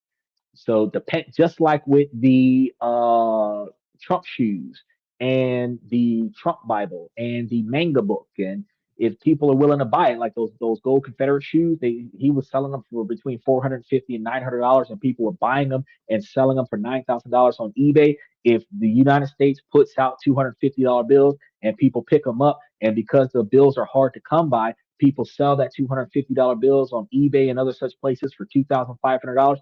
It can happen. It can happen, especially if people in America are collecting these $250 bills and they're selling them to people in other who don't have access to American banks, and those people want the $250 bills because those people want Donald Trump. It's going to be the same scenario. Would they issue only a limited number of $250 bills, or is it going to be a stampede to get it? You're asking the same question twice. They're not going to be able to issue enough $250 bills to, you got to remember, 380 something million Americans. They're not going to produce 380 something million $250 bills. They're going to be produced in normal distribution and then dispersed across all 50 states. So you might widely see like $10,000 or maybe $100,000 worth of bills in any one bank that's $250 denomination. And as soon as those bills are gone, the bank will be out of bills until the next time they get a shipment. And you can't guarantee that they're going to get a shipment every month. There's going to be a stampede of Trump supporters going to the bank and potentially trying to procure, because that's where the money is going to start being issued from the bank. And then it's going to be procured from the bank on demand by whoever's willing to get as much as they can for it, 5, 10, 15 notes of the $250 bill, and then bring it back to their house. And every time they leave the house with 1 to 5 of those notes, and they're going to go trying to use it. And when you start seeing people holding up the line because the cashier is holding up a $250 bill like this ain't real, swiping it and all this other shit, holding up the line, that's when you know that the $250 bills are in circulation, right? He's like, are you going to get one? No, not right now. I have high value in getting a $250 bill the same way I used to have high value in having $500,000 bills, for the exact same purpose that I explained to you guys a couple of hours ago. The purpose of long distance travel to another country with less notes of a larger denomination so that I can carry a larger quantity of capital with me more discreetly. While I am stationary, while I am going from one place to another inside of the United States where the money on my debit or credit card is enough to perform the transactions that I need, I don't find the value in collecting $250 bills for me to hoard them away from brokerage accounts that are giving me 15% return while the money is not being used. Every dollar that I am not using right now should be making me a profit. And every dollar that is at my house is not making me a profit. I should have cash at my house, but it should not be $250 denominations, because the cash at my house would be used for emergencies. And an emergency would be, there's no power, I can't use my credit card, which means that they're not going to be sitting on $250 denominations to give change out, right? They would be accepting the $250 denominations in situations where they had $500 and $700 in the drawer, or $500 or $700 in the safe, where they could break your $250 denomination. But in scenarios, natural disasters, where cash becomes primary currency because the electricity is out and stuff to that effect, also does crime increase. So those places that have large circulations of customer base is going to be doing a lot more cash drops, taking everything above a $50 bill and putting it in the safe in the back of the store, which means they're not going to have that currency accessible to you when you walk in. They're not going to, often enough, have more than $200 in the register. So unless your change is less than 50 bucks, they're not likely to take your $250 bill. So it is not feasible for you to have a $250 bill for the sake of emergencies. Now, yes, you can have a $250 bill at your house in case your car gets repoed, in case your car gets towed, in case your car gets impounded, because they're going to ask you for $250 to $300 to get it out of the impound lot. So yes, you can have the money there for that. But beyond that, it's going to be credit, debit, and wire transfers. That's going to be the dominant source of all transactions. I bet some people will frame the $250 bill and watch the value slowly erode due to inflation. I think that's probably going to be what's either that, either frame the $250 bill and, oh, I got one, or they're going to put it away and fucking forget about it, which is even worse because nobody's even looking at it. They might put it in their wallet. forget it in their wallet, wash their wallet with their laundry, then the bill ain't no good. And once you tear the money, it's less likely to be accepted. Once you deface the money, it's less likely to be accepted. So there's going to be a lot of issues with that. But yeah, there's going to be a lot of people that are going to get it just to have it. And the whole time they have it, that money has the denomination of the note only has value when you're using it. While you're not using it, it is money unspent. It is equivalent to burying your money in your backyard. And it only benefits you when you dig the shit up and starts using it. Right? Opportunity cost. You're throwing away future profits the whole time that currency is sitting there. Right? Now, this is going to lead us to the central question. If this bill has such a limited practical use, the real cost of creating it. That's going to be one of the things that we're going to be looking at here. I'm going to say it again because we have froze up for a minute. If this bill has such limited practical use, what is going to be the real cost of creating it? The answer isn't the price of ink and paper, right? Because the direct financial cost is going to be very tiny. A single high denomination note costs only about 10 to 12 cents to produce, right? The true waste shows up in the opportunity cost. All the important things that the Treasury, Congress, and the Federal Reserve could be doing with their time, energy, and credibility is going to be the opportunity cost. First issue we're going to have is going to be the bureaucratic opportunity cost, because every hour of staff time at the Treasury and the Bureau of Engraving and Printing spent designing, testing, and planning for this legally speculative and niche bill is an hour not spent on higher impact work. This includes redesigning the bills that everyone actually uses already, like the 20s, the hundreds, fives, and ones, and tens, to stay ahead of the counterfeiters or developing new accessibility features for the visually impaired.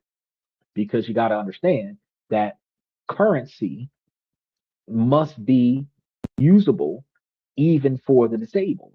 If a visually impaired person can't tell the difference between a $5 bill and a $100 bill, they could, in fact, get robbed by somebody that's not blind, because they might think they're handing a 10 and they're actually handing 100. So the opportunity cost of creating currency that benefits the usage of the blind actually would be more beneficial and a better opportunity than creating a $250 bill. Second, it's a waste of political capital.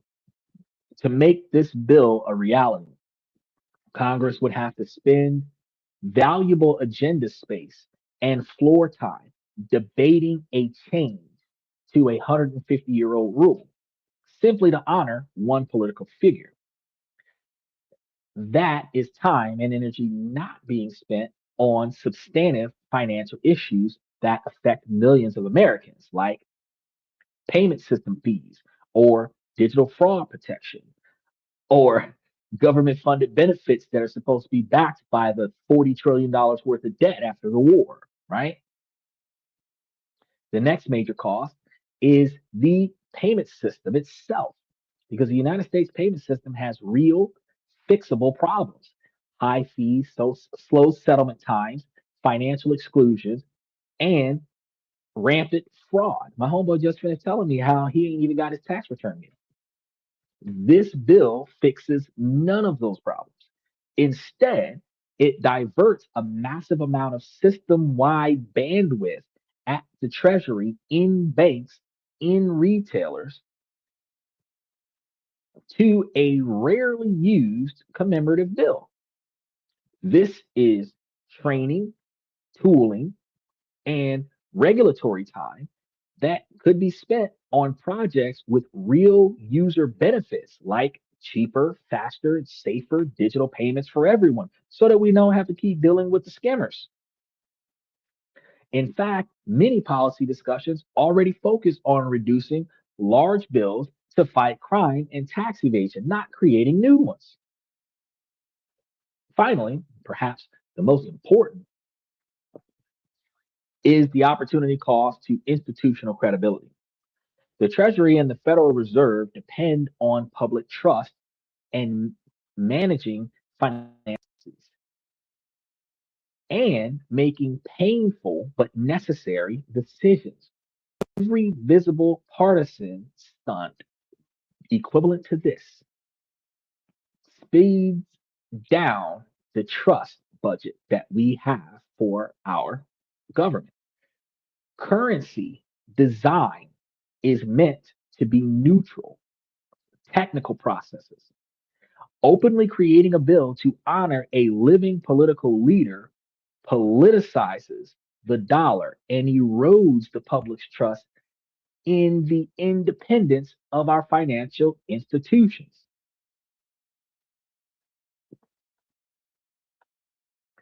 He says Stephen Miller claims that there is enough financial fraud in the system to balance the national budget. Well, you've seen that how much money did Elon Musk find? Almost $1 billion. He was somewhere between 300 and 500 million dollars or so that he found. Um, all the money that Elon Musk found that was fraud money, not necessarily fraud money, just misallocated government funds, went towards the wall because the budget for the wall was like 600, and the money that was found by Elon before he stopped was anywhere between 300 and 500. And I was sitting over here like, God damn, y'all spend more money than y'all make on a regular basis. He said Stephen Miller is also a joker, a smoker, and a midnight toker. Well, I don't know the guy, but what I can say is that you can't devalue the messenger simply because of the person delivering the message. If the facts are true, then the facts are true. There's enough fraud in enough places to cover the 30 trillion or 35 trillion dollars worth of deficit that we have, putting a stop to that fraud because the fraud offsets onto the government anyway. And it's going to offset onto the government because anytime a business takes a financial loss, whether it's theft, whether it's vandalism, whatever, they get a deduction on their credit, on their tax bill, which means that the government eats that cost. Anytime there's a stolen money from the bank through fraud, they're going to write that off, and the government's going to eat that cost, right? So part of the deficit is subsidies from financial crimes, whether it's tax refunds or whatever, it's subsidies from financial crimes, which puts a financial burden on the United States government and puts a financial burden on taxpayers. If they reduce a lot of those financial crimes, they reduce the financial burden that's on the government, which reduces the need for the taxation and then reduces our expectations to file and or pay taxes until we end up in a guaranteedly non-tax paying country.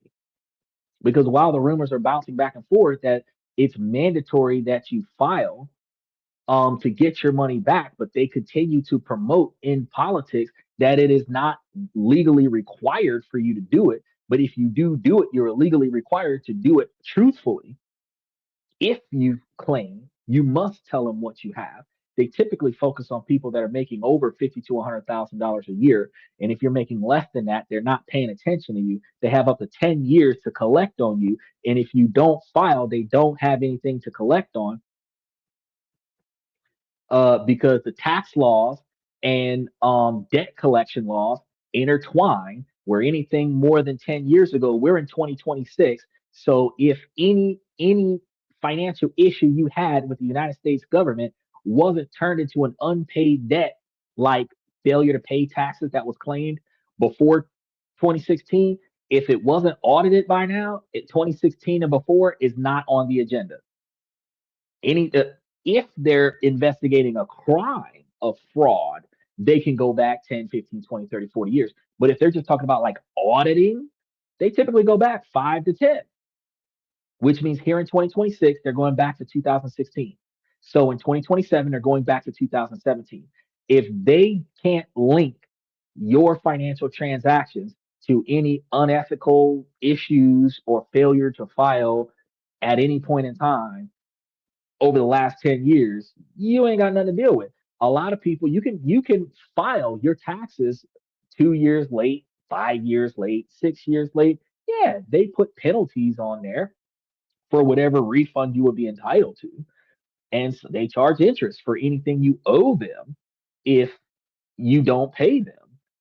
But if they're getting more money from somebody on your behalf for the tax bill that you would have otherwise owed, if they owe you money, they're less likely to contact you to audit you because they're going to keep the money that they owe you because you didn't claim it. And in those situations, while yes, it is preferred for you to file, if they're collecting money from your W 2 and you don't file every year, it is not like they're going to audit you when they're bankrolling on your lack of filing. But the penalty for not filing puts you in a position where you're at a disadvantage because most lenders are going to look at your tax returns. You don't have any. When you go to buy a house, they don't trust you to give them tax papers anymore because people commit fraud with tax papers. They will ask the IRS for tax papers. And if the IRS doesn't match what you have, that could be an issue, right? So you're less likely to buy a house. You're less likely to get a big loan because you're not filing taxes under your own name.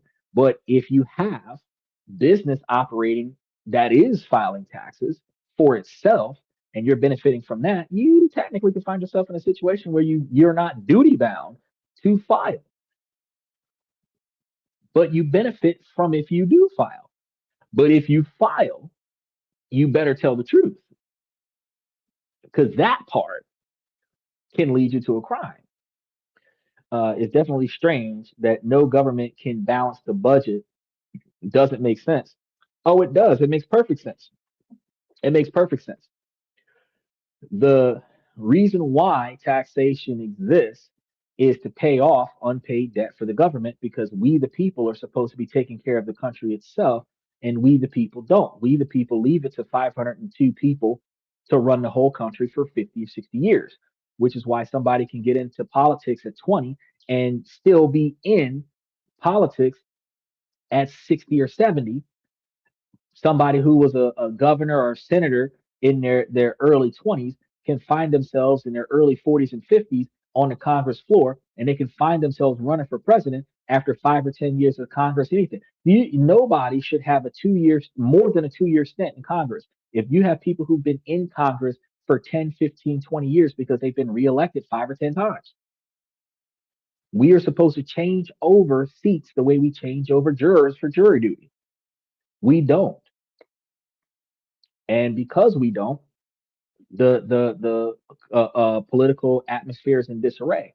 But the budget is we spent this much money or we borrowed this much money to provide these resources to America. And now we got to pay off the debt. So Americans give us money, taxation, to pay off the debt. That's where taxes is going towards right now because it's supposed to be a self-funded entity. We're supposed to get money from the American people to put into a big account where the leaders of the country would disperse it appropriately to where it needs to go. Unfortunately, we've had quite a few leaders back in the past who didn't do a good job of dispersing big bills in big ways, and we had $1 trillion worth of debt. Donald Trump in his first term got that all the way down to $30 trillion worth of debt. But now we're at war with a blank check in conflict. And that $30 trillion can easily skyrocket to 60, $70 trillion. We're selling the debt for investors, but we owe over $1 trillion worth of interest on that debt, which brings our $30 trillion to $31 trillion when you start talking about paying people back with interest. So then we levy a lot of our debt by selling it to China, right? So we borrow money against the stone on a regular basis. And then in order to pay China back, we've got to borrow money from somewhere else, which selling it to the people, right? Taxing the people, taking it from the people. But while the bottom 50% of America, the bottom 70% of America who don't want increased taxation also want increased benefits from the government. Countries like Switzerland and Denmark and other places that have full free ride government takes care of all the shit that you need. Those countries that have free health care and all of this shit, like Canada, fucking taxes over there is horrendously high in comparison to what we got in America, but they got free health care, right? You've got low income subsidies in countries where the taxation is high as fuck, but you're getting government subsidies. The communist models that occur in some of these countries is because everybody works, everybody pays into the pot, and then the government distributes money to those who don't have enough. Right? No matter how much or how little everybody works, we all pay into the pot, and then the people who don't have enough get extra money. Right? Equal equity. Communist model. People don't like communism from a political standpoint because they believe that communism is terrorism, but that's not the same. Communism is sharing the resources, regardless of the quantity of effort utilized to gather those resources. That's what communism is. Capitalism is taking advantage of individuals to get resources. It's going to be a different model. He says the government seems incapable of becoming financially responsible. Well, I mean, if you give Donald Trump a third term, doesn't mean it's going to fix the budget. It just means that he will have been able to do everything that nobody else was able to do while in office. Too much money is being spent in too many different places. It's a very big budget. But if they allocate the sovereign wealth fund that Donald Trump is talking about creating in 2025, where they invest the government budget in places where money is making money for us instead of just collecting money from the taxpayers and spending it, if they hold on to the principle and start using trillions of dollars of money to turn back 10% return, they can be getting back billions of dollars of money on a regular basis where they would be able to effectively cover the cost of Congress, effectively cover the cost of certain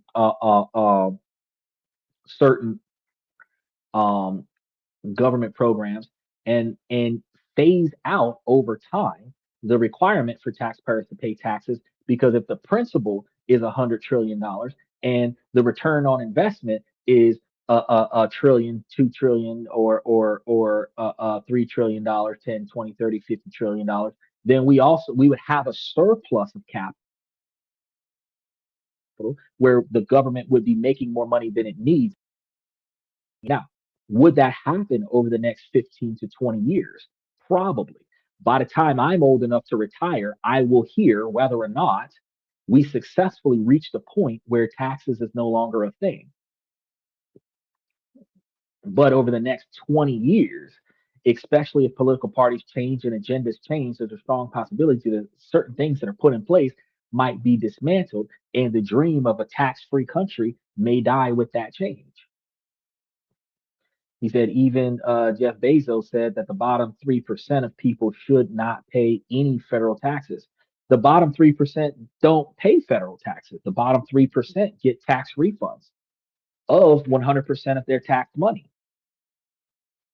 And actually, I think that it's closer to the bottom 25% because taxes starts hitting at $14,000, $14,500, and then Poverty line is $30,000.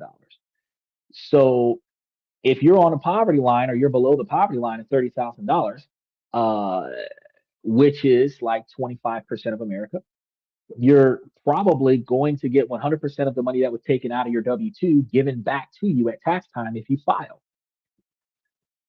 right? Which is why you have to file, not because you'll go to jail if you don't, but because you won't get your refund if you don't, right? But yes, not just the bottom 3%, actually, probably the bottom 40% of America should not have to pay taxes. But that's not the way the tax laws are designed. The tax laws are designed that if you are too poor and too rich, you technically don't have to pay. So the middle 60% of America is paying all the taxes. People who make more than $50,000 a year, people who are making less than 160,000 a year, that's who's paying all the fucking taxes. Because everybody else is getting refunds. If you look at what happened with Donald Trump, they phased out certain tax deductions and tax brackets as you got up to the $100,000 range. So if you're making over $160,000, but you're making less than multi-million dollars and you're not getting it done through business, you're going to be paying more taxes. Big business, though, can have a $0 bill because they have a cap at 20% for C corporations. They have a cap at 20%. We have a tier system for W 2s, we have a tier system for LLCs. But a C corporation has a cap of 20%, and 10% can be charitable donations and exempt, which means you really only have 10% of your tax bill that you would owe that you can write off with expenses. So if you have 60% of your $1 million is expenses and 40% is profit, or vice versa. 40% is expenses, 60% is profit, 10% is donations, 50% you keep as money in your pocket, and you have no tax bill. So the rich don't pay taxes and the poor don't pay taxes. But the upper lower class, the working class, the blue collar workers that are making more than $1,000 a week, they're paying all the fucking taxes, right? The poverty line should be 50,000 to make it more realistic. I agree, but if the poverty line went up to $50,000, then you would have people who are working in schools and nursing and fast food restaurants collecting food stamps because government funds are being dispersed to the poverty line. Food stamps, WIC, Medicaid, Medicare, government insurances that are given to the poverty line. Now, the funny thing is that um, everybody likes to exploit the system. The same way people are selling food stamps 2 for 1, $2 in food stamps for $1 in cash, which means that a $250 Trump bill would get them $500 worth of groceries. Um, what you're looking at is the average person is going to try to exploit the system because they don't have enough money. So if you're making 55,000 a year and they bump it up to $50,000 cap, some people will make less money on purpose, work less hours on purpose, just so that they can get that free ride from the food stamps, that free ride from WIC and everything to that effect, the free ride from free healthcare and shit to that effect, right? Which will put a larger financial strain on the government, which will put a larger financial strain on the taxpayers because the taxpayers who do pay taxes have to put money into the pot in order for there to be money in the pot to disperse to the people who are getting money from the government. No government programs are funded by the people. So if people aren't willing to pay taxes, where's the money going to come from? Right? So that idiotic claim that people have when they talk to police officers, I pay your salary. I mean, technically you do because they're a government worker. The government money comes from taxpayers and you claim to be a taxpayer, but really you don't pay their fucking salary. It really makes you seem like a moron when you say, I pay your salary. That's not the statement that needs to be made. The statement that needs to be made, if you're going to say something moronic, is this transaction is going to take a lot of money out of your company's budget because your actions are not covered by qualified immunity. That makes a lot more sense. It is not I pay your salary. It's just your actions are not in compliance with the law. And I understand that civil action can lead to not only you paying out of pocket, but your superior officers being liable for your actions, which comes out of the city's budget. And nobody's going to like you when you cost the city money. The same way in every small business that if you get a business sued, they're not going to like you when you cost the business money, especially when it's hundreds of thousands, if not millions of dollars. Is that I cannot imagine in America where ultra rich are burdened with taxes. They should buy or and donate it, then up the value and flip it to friends that is fair. Okay, let's talk about that for a second. Donald Trump has a charity. Quite a few billionaires have a charity. 501 501c3 is a nonprofit publicly funded entity. Okay. You can create one. You just got to pay a tax stamp, fill out the right paperwork, get a bank account exclusive to this entity, separate and apart from everything else you got going on. You can donate money to it. It is supposed to do charitable works for the disadvantaged in some area, right? Now, what rich people do is like when I think it was Kevin Kaepernick that was out there spending $250,000 feeding the homeless on his birthday. Oh, he's such a good guy because instead of getting stuff for his birthday, he's giving stuff away. No, it's a fucking tax write off. Dollar for dollar, the $250,000 that he spent on feeding the homeless was a $250,000 tax deduction, right? When you donate money to charity, dollar for dollar, the money that you donate to the charity uh, is 100% tax deduction, dollar for dollar, right? So if you have $1 million tax bill and you donate $1 million to this charity, or because they say 10%. So if you have a $10 million of profit and you have like $1 million out of that you're going to donate to charity, you might take 1 million out of the 2 million that you owed. And if you have $4 million worth of expenses, you don't have a tax bill. The $1 million goes to the charity, and if the charity is designed to do stuff for people, yeah, people will benefit from it.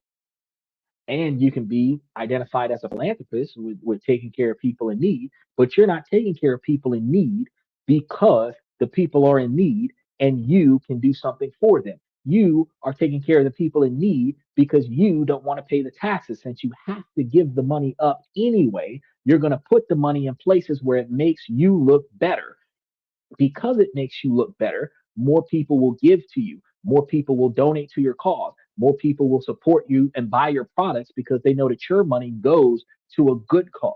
Instead of blood diamonds, it's going to future hope. They will give you extra money, but all that does is puts more money in your pocket. You know, a wealthy person that takes their wealth and shares it with the poor is going to have more people say, oh, I'll buy their stuff because at least they take care of poor people, right? But it's just like when Oprah was giving away cars. Each time she gave away a $10,000, $20,000 car, that's $20,000 donation. If she gave away 10 cars per show, that's upward of $200,000 worth of donations each show. But those people who got that car still had to pay a gift tax on that damn car, right? But she got a tax write off on it. You get a car, you get a car. I got a deduction, I got a deduction. That's what she was saying. But she became a household name because she gave cars away to people in her audience, which she made more money off of each show because more people came to her live show, bought expensive tickets to go to her live show in hopes that they would get a free car if they showed up. It's a publicity stunt. If you made $500,000 off of today's show because everybody bought tickets and you gave away $200,000 worth of cars today, and now everybody reserving a seat for upcoming shows, you can make more money than what you spent. The idea that all people have to pay taxes is crazy. If you don't make enough money to survive, you should not pay any taxes. But see, that's the thing. The W 2 system is designed for the employer to take the money out of your pocket for you and give it to the government. The government is going to use your money the way they want to use your money, and then you ask for your money back. It is partially your fault because the way that you do your W 4s, you don't have the withholdings adjustments set appropriately. So they're taking the maximum amount that is allowed for your tax bracket so that you don't owe any money in taxes when it comes tax time. Now you have to ask for the money back. Now, if people were to go to their W 4s and adjust their withholdings so that they're not withholding any money or very little money from their income, they would get more money back on their paycheck every paycheck, but they would have less money paid towards their taxation every year. And then they would have to choose to file taxes to pay whatever it is that the government might think that they owe. The government doesn't send tax bills every year. You file a 1040 EZ or whatever and ask them, do I owe you any money? And then they will send you a response back to let you know if you do, right? If you do, they'll tell you, hey, you owe us $500. If you don't, they'll say, here's a check. If you think you owe them money and you send them a certain quantity of money and that's not enough, they will send you a letter back saying you owe X number of dollars more. If you sent them too much, they'll send you a refund back, right? So if you're too poor to pay taxes, you ultimately don't pay taxes in the end. But in the beginning, they're going to take it out of everybody's paycheck and then send it to the IRS and let them do whatever the fuck they're going to do. That autocorrect is crazy, guys. How does art become art? I saw it as art. I don't know, man. I don't know. All right. Now, banknotes are powerful symbols of national identity. So, with what we got going on right now, using that symbolic real estate for one politician's ego means that you can't use it to tell a richer story about the country's history, diversity, or shared values. And that's going to be another issue that we're going to have with making this commemorative bill because it's going to be all about how Donald Trump changed the entire standard that this economy operated on, which will embed him in history to be talked about long after we have done away with Black History Month because of all the things that he did, whether it was good or bad. He really fucked up the system for everybody and pissed off a lot of people. And whether or not we benefit from it in 40 years or not, I think the fact that he got that the rest of the presidents in history of this country never attempted or never succeeded in, and that's going to have him talked about for hundreds of years, right? Now, we already have commemorative coins for marking anniversaries without rewriting currency laws. So this doesn't just waste technical resources; it wastes the symbolic space of our currency on personal branding over collective history, right? Once you turn the dollar into campaign merchandise, you can't use it as a neutral symbol that everyone, left or right, feels they own. Now, in the end, the proposed $250 bill is a perfect case study of what happens when political symbolism collides with practical reality.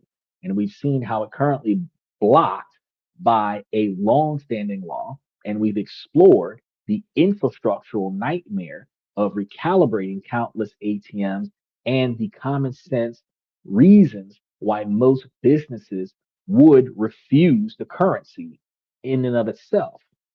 And we've seen how the banking system, guided by simple supply and demand, would have little reason to circulate a bill that nobody can easily spend, which means that it's going to be hard to come by. He said Xander could make millions by having his own church and broadcasting company.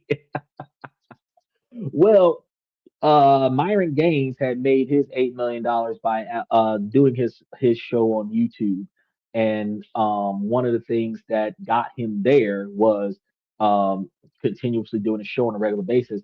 I remember seeing Myron Gaines' show when I first started podcasting, and he said that him and his buddy had been doing two shows a day every day for the first 3 years that he was doing the show before they actually blew up.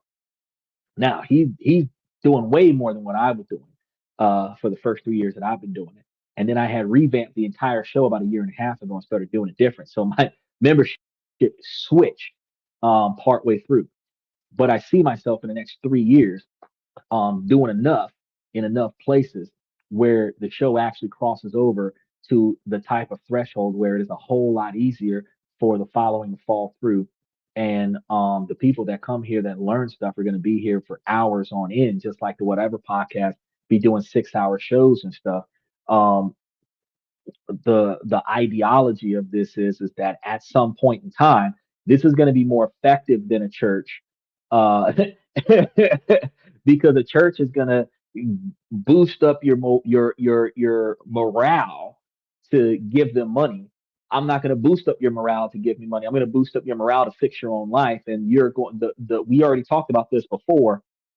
Um, that uh, gratitude, when I do something for you, you're going to feel indebted to me. You're going to do something for me in return.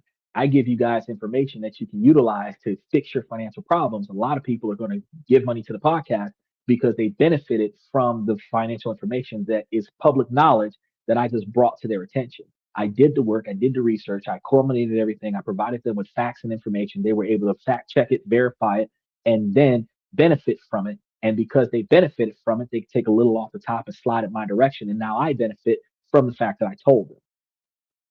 Unlike the church, who's going to paint a picture, preach it to you, you're going to give them money because they told you to, right? And then not because you benefit from it. And then the 10% that you give to the church because they quoted three or four different passages in the book that talked about giving, you give 10% and now you have 10% less. You were living on a 90% of your income. You gave 10% of the church. Now you're broke as fuck, but you can't go to that church and ask for a subsidy to pay your rent, light, gas, mortgage, and car insurance. Well, instead, what they're going to do is they're going to get down on one knee and they're going to pray that an abundance of resources comes your way, where I'm going to show you where the fuck to go to get that abundance of resources so that you don't got to pray for it. Because the difference between me and the people in the church is that we all come from the same understanding, is that those who are blessed were pre-blessed before the actions happened, because in order for you to have someone else, you already had to have extra. And if you had extra, you were blessed ahead of time. And since being able to give is supposed to be without strings attached and with a smile on your face. You're supposed to be giving not to receive. You're supposed to be giving because you can. You have to be blessed to give extra to somebody else. And when you have two of something, you give one to somebody else, which means you were blessed with a second one and you gave the one you didn't need it to somebody else. These things aren't taught in the church like that. They're taught that if you give yourself to somebody else, if you make sacrifices to someone else, you will get blessings tenfold. No, your tenfold came from somebody else already. The thing is that the action that you performed didn't mean anything to you, but it meant everything to somebody else. And that person's gratitude, as we already talked about on the show yesterday and the day before, tenfold, they're going to come back and try to make reparations to you for that. You might give somebody a ride that might have only cost you $2 of gas to give them a ride, but they would give you $20 or $30 to give them a ride because they would have paid $50 or $60 for a cab to get them there. You turn a profit off of their ability to reciprocate because they're paying you back based on how they valued your efforts, as opposed to you demanding reparations for your efforts. People who give for the sake of praise, people who give for the sake to receive, they're not doing it for the sake of they can. They're doing it for the return on investment. And when you're doing on a return on investment, you're not giving in the name of Jesus, you're giving in the name of profit. So when I tell you where to go to make a profit, if you get a profit and you decide to share that profit with me, I'm doing one thing for you that the church will never do is I'm helping you no longer have to struggle because the Lord gave you the strength to succeed. Y'all done heard that scripture before where he said, oh, well, he's only going to give you what he know you can handle. Right. Right. So that means if you ever in some shit, there is a way out of it. You just aren't thinking about the way to get out of it. Right. You're sitting there in shit, wallowing in shit, waiting for somebody to come save you from this shit, but you already have all the tools and resources necessary to make you successful to get out of this shit. Once somebody else sees you wallowing in shit and they come and pull you out of it, then you think them, and now you're indebted to them because they helped you out of it. But the Lord gave you all the tools and resources you needed to be successful. All I did was find those tools, bring them together, and show you. Here's your shovel. Here's your rope. Here's your backhoe. There's the water. There's the sink. And you're like, oh fuck, I didn't know that this stuff was here because you never looked. But it's always been here. I went to the same place to find it that you did. Actually, I went a little bit different because everybody else in America is using Google and Chat GPT, and I'm using the shit that the Asians is using, which is Perplexity. A little bit different. They only research stuff of relevance, which means their AI is going to be more tuned to combing the internet and getting facts and information, verifying and validating it. Our chat GTP and our Siri is about that bullshit with, oh, tell me something funny. It's not looking for facts and knowledge and information, right? So, because the algorithm is programmed different, because the user interface uses it differently, I got on a user face that is more effective for facts and details and concise gathering of data. But it's still publicly accessible information that everybody can use. The only thing that I add to that, because I don't become dependent on AI, I actually utilize it as a tool. I actually piece together in a 5 dimensional sense all of the ways that this impacts you, and then piece together previous times where I've given you guys long winded stories and knowledge and information about certain topics, and piece together how all of this shit comes together and negatively impacts you in an indirect fashion, where on a day to day basis, you feel fucked over for things that you saw coming, but you ignored it. And because you ignored it, you didn't prepare for it. And because you didn't prepare for it, you are now not ready for what you have to go through right now. But you were already given the tools that you needed to be successful. You just left them behind. And now that you need them, now you're saying, where's my God? Where's my tools? Where's my salvation? It's back there. You got to go back and get the bag full of salvation and bring it with you. Footprints in the sand. He carried you until you could carry yourself. But when he was carrying you, if your ass wasn't paying attention, you didn't realize what you needed to succeed to do this. And now that you have to carry yourself, now you're exhausted because you didn't know how to pace yourself. But I didn't already cover the show about pacing yourself. Think about this now. He said, if the dollar fails, are we going back to seashells? No, the US dollar is not going to fail. If anything, if currency fails, if paper currency fails, we're already transitioning to digital currency. It would just expedite our ability to transition into digital currency. What would likely happen in society is that digital currency will be backed by paper currency, and we will stop utilizing paper currency. And some countries paper currency will be backed by gold, where they will have two different backings for their digital currency. We will end up with a unified currency, with currency exchange, so that we would not have to deal with, well, actually, we may not have a unified currency. And one of the reasons why we may not have a unified currency, now that I think about it, is because they turn a profit off of the currency exchange. So we may ultimately have 50 to 100, 200, 300 different currencies in digital currencies, Bitcoin, Ethereum, all this other stuff, because you pay a fee to transition it from one to another, and somebody turns a profit off of that. But it'll all still be accessible. So if you have Bitcoin, and Bitcoin is one of the dominant sources of digital currency, if you brought that Bitcoin to different countries around the world, there would be a percentage of a Bitcoin. There'd be a percentage of a Bitcoin that would be the value of that shirt or that ramen or that whatever that you're doing, the kimono or whatever that we're doing, as opposed to the fraction of the price that it would cost for you to get it in pesos, or a fraction of the cost that you can get it in US dollars. So I don't believe that paper money is going to fail. I believe that we're going to phase out paper money, and then the paper money that exists will only be passed back and forward on a digital era. Like Michael said back in the day, that there's a likelihood that over the next 50 years, everybody's going to be born with a chip in their hand or their body somewhere.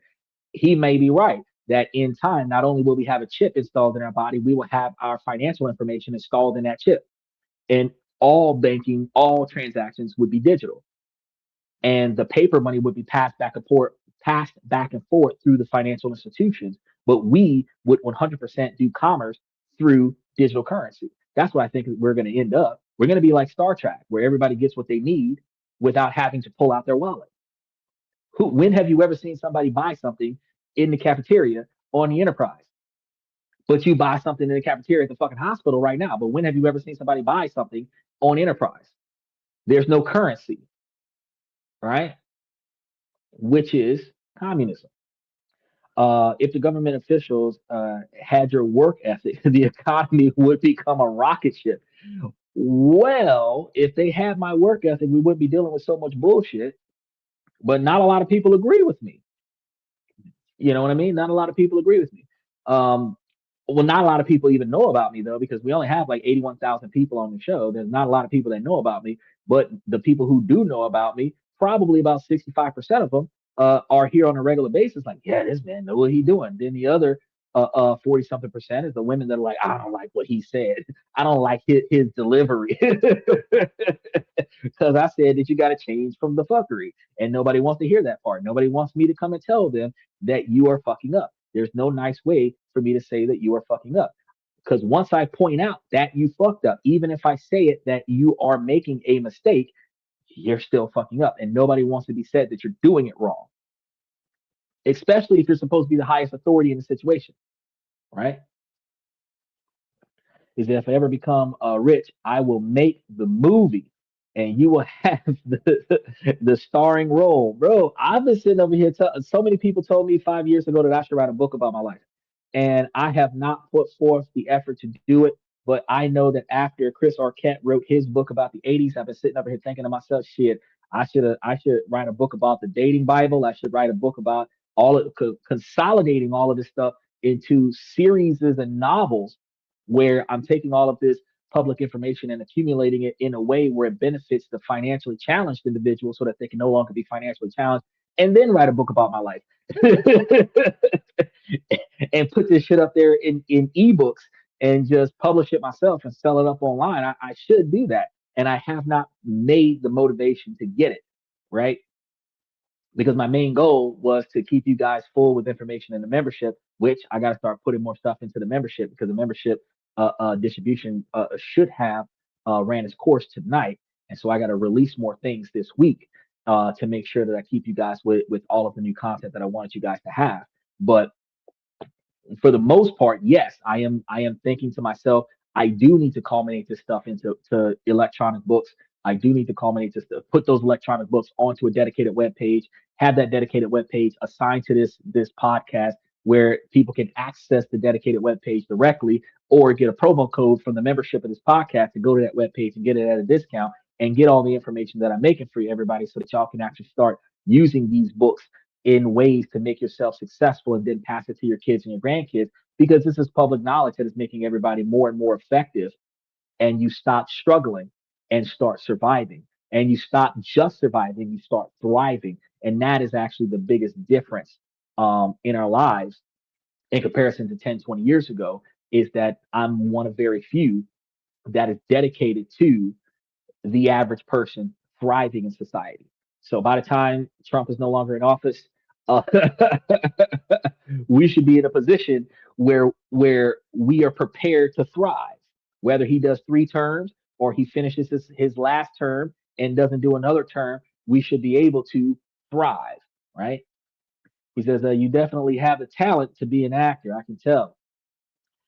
I mean, I have been in some movies when I was a kid, but I mean, I was like a cameo actor. I think I was one of the Oompa Loompa guys in like a Wizard of Oz thing or something to that effect.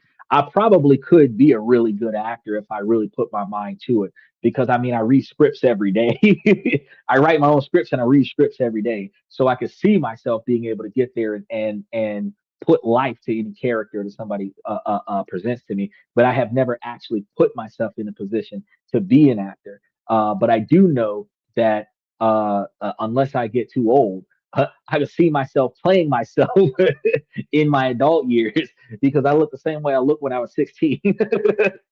And I can see myself playing myself in the show, but I could also see myself casting somebody to play me uh, back when I was younger to get me to this point. But yeah, that is all to do things, but that's like future growth. You know, have this working so well that I got 5 or 10 people working on my back office information, working on my SEOs and everything, and then I spend more time working on my book, right? But what did I say before? If I do one sentence a day or one paragraph a week and keep doing it, eventually I'll have what I need. I just have to put it into my schedule, make it a mandatory thing to do, and every day try to get something down related to what all I know, get the first draft done, and then edit it, right? Um, he said you would be a great character actor. I mean, I know a lot of people who tell me that I remind them of Morpheus from The Matrix, but at the end of the day, uh, it, he only carried that look in the Matrix genre. I look like this all the time.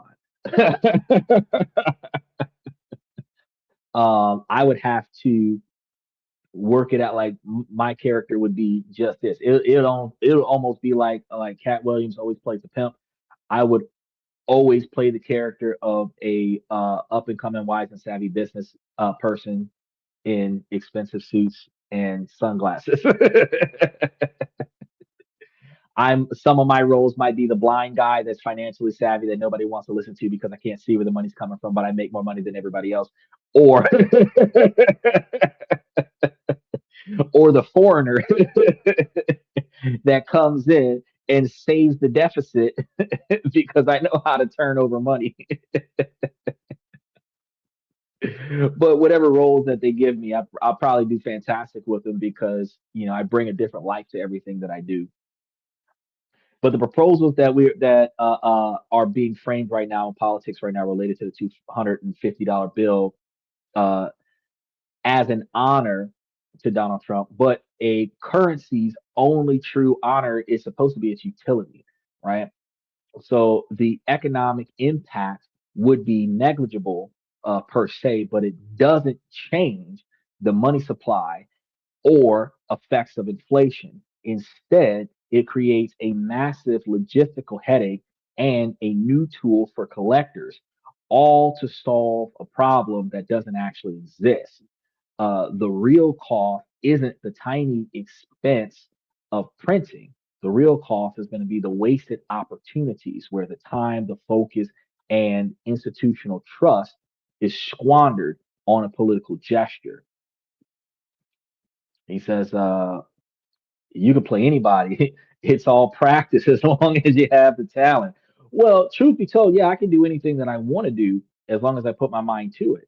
Um, because I'm very outspoken. So if you put me in a position to make it do what it do, I could probably be in GTA 7. To be one of the head stars in GTA 7. It just really requires me to stay motivated and diligent towards accomplishing that. I could do enough in enough places and probably end up with my own Netflix scenario where live from Netflix kind of situation. It just really requires me to put forth the effort to do it. But ultimately, as it stands right now, my goal is to build a legacy of improving my society and my environment by providing the common knowledge that we have lost. And since that is my goal, I do daily research on the common knowledge and then I regurgitate that information in a strategic fashion to educate people in ways to make themselves better, which is a twofold benefit for myself because I learn things that I didn't know that was there. And then I teach it to y'all. And then I collaborate that with past knowledge. And then I start coming out with a 5 dimensional plan that helps y'all be successful, but it also helps me be successful as well, which puts more knowledge in my position where when I start teaching this information to my kids, the legacy that I build with my kids is that they're going to have more financial sense at 5, 6, and 7 years old than the average person that's 40. So by the time my kids are 17, 18, 19 years old, they're going to be big business behavior instead of, you know, the YNs out there with the Glock switches, the kids with no ambition, no future, the let's get toked up and, you know, Tunchi and dancing upside down on poles and stuff like that. My kids would be different. My kids would be in that position where they're more focused on being successful so that they don't have to work for somebody else. And that type of legacy is fantastic for me to leave behind, and leaving that behind with a plethora of trusts that are designed to keep them from struggling at least the first two generations that I create on that type of first generation money on my side, and second and third generation money. At least the first generation that inherited from me will have a better sense, and the third generation would just benefit from what I did, and the fourth generation is probably going to fuck it up. But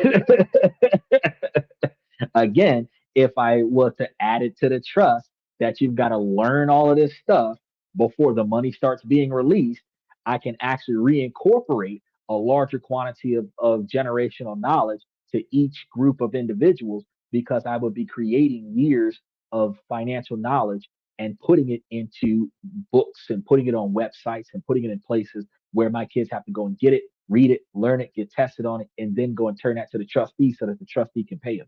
That would keep them successful, forcing them to do right.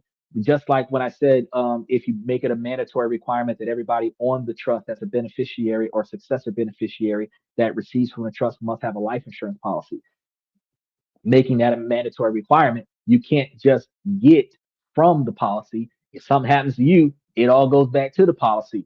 Uh, uh, when we said turning a type of trust into one where you can borrow against a stone, where you set a set cap that this percentage of money is able to be loaned out, and the person who borrows it is no longer getting dividend distributions from the trust until they've paid back the entire amount with interest, which prevents them from borrowing all the money out of the trust, taking money from the other people who will be recipients, and allowing for the individual to get themselves taken care of. So even if you were selfish and said, "Well, I want $500,000 out of this trust," in order for you to get that $500,000, if you can only borrow 10% of the total allocatable capital, and there's only $1 million there to allocate, in order for you to get $500,000, there would have to be $5 million there. So if there's $5 million there and you're going to get 500,000, everybody else can still get theirs, but you're not getting anything until you pay back the 500,000 plus interest. And if it's a 200% return, you're going to borrow 500,000, but you're going to give back 1 million. If I set it lower than that and set it at like 20% or 25%, made it more reasonable, you borrow 500,000, you give back 600,000. The fact is that until you give that back, you get nothing else from the trust. So I don't have to trust you to give me the money back. I can trust that you won't come back and get any more money from the trust until you have paid back what you owe, right? But all of that stuff is forethought and foreshadowing when you're piecing together a 200, 300, 500 page trust document, right? When you putting this trust together about all the things that you want done in this trust and how you want the money to be used, where you want it to go, who's allowed to use it, how much of it they're allowed to use, where the car is going to be, where the house is going to be, who gets to use them, how are they going to be used, who's responsible for what. All of these things are put into this one big document like a living will, and then given to a third party that's going to put this into action for you and get paid a premium off of that, which means that the trust itself has to generate enough money to pay the workers. So the worker's salary has to be taken out of the overhead before the money is the dividends or whatever is distributed to the beneficiaries and successive beneficiaries. All of this stuff is not thought about by the average person. It's not, but it should be, but it's not. But if it were, we would start off by building revolving capital so that we have money coming in so we don't have to work. And now that we don't have to work, now we can focus on relocating our money to places where trusts are set up. Cars are put into a certain trust. Houses are put into a different trust than the cars. The car is leased from the trust that has the vehicles in it to the business trust. The business trust might lease it to the person who's using it. So out of my money for my beneficiary distribution, I might pay $500 a month to the business for using a car on a lease. The business pays that $500 to the trust that has the car. That trust maintenances the car. That way, the car is always taken care of, right? So even when nobody's using it, the trust is paying for the insurance on the car.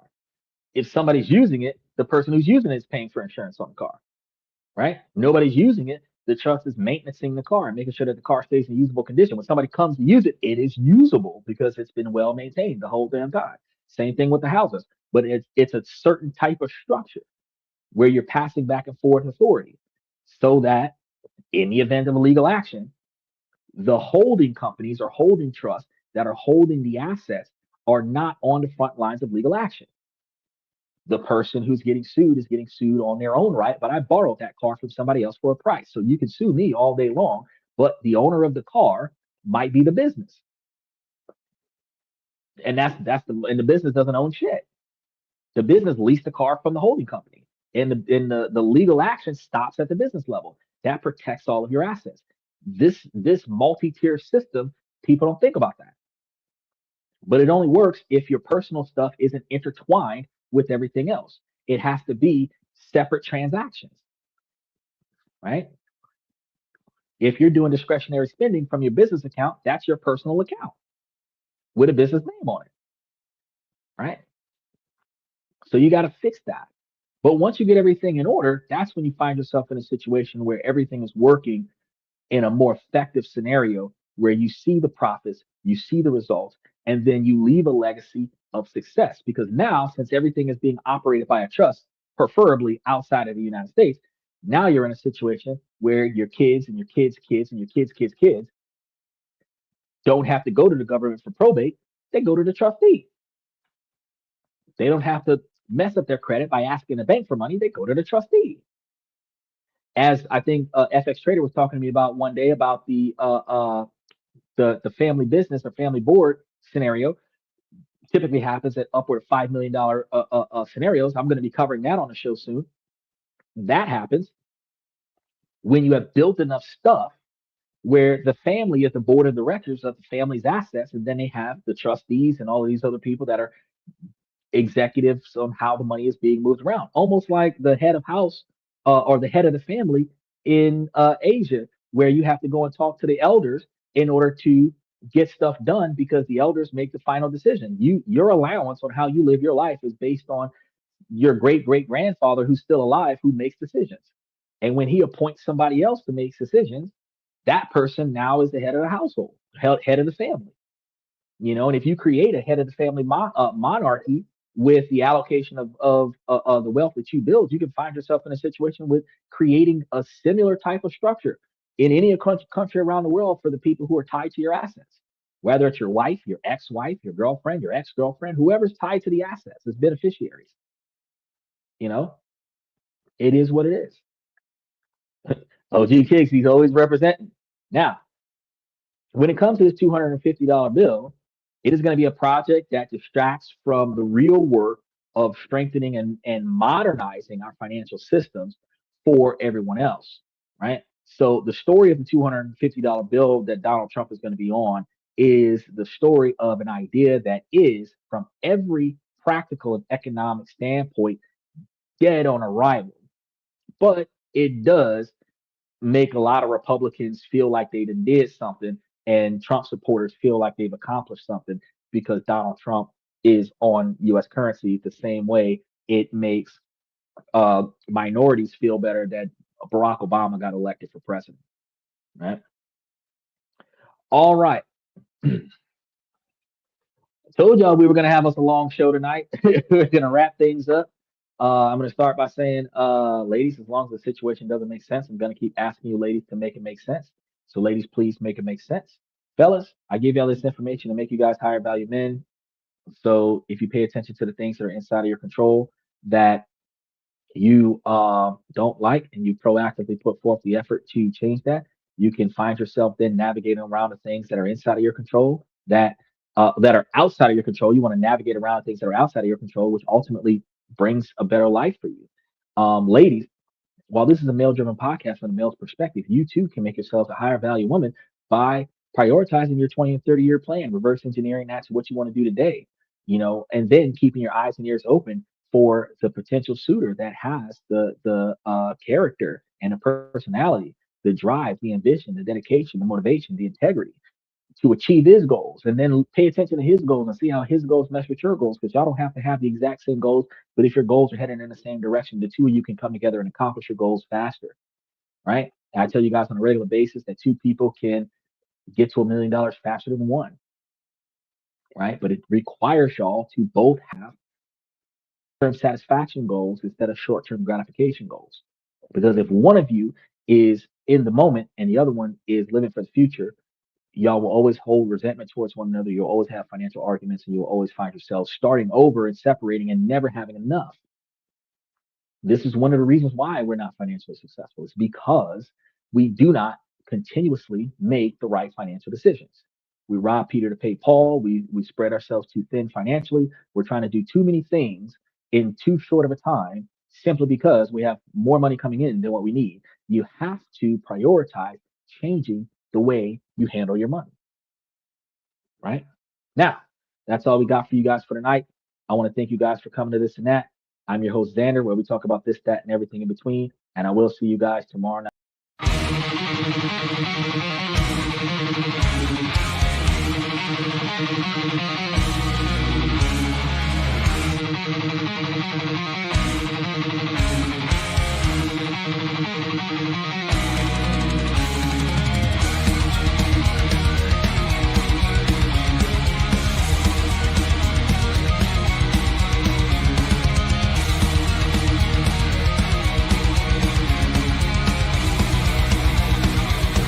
Higher ground.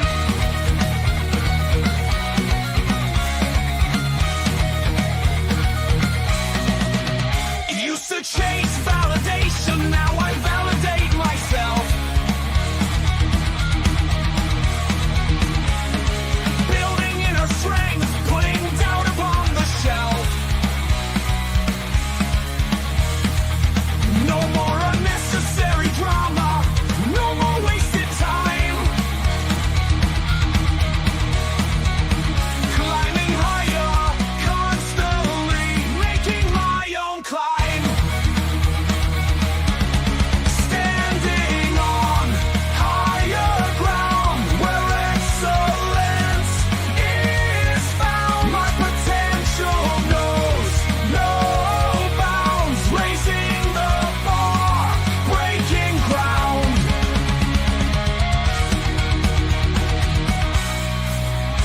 My network is my net worth. Choose your company wise.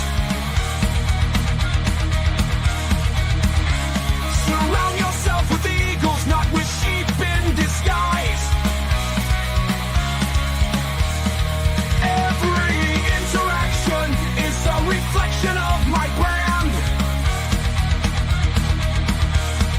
Quality over quantity, that's my personal command. I'm not landing on higher ground where excellence is found. My potential knows no bounds, raising the bar, breaking ground.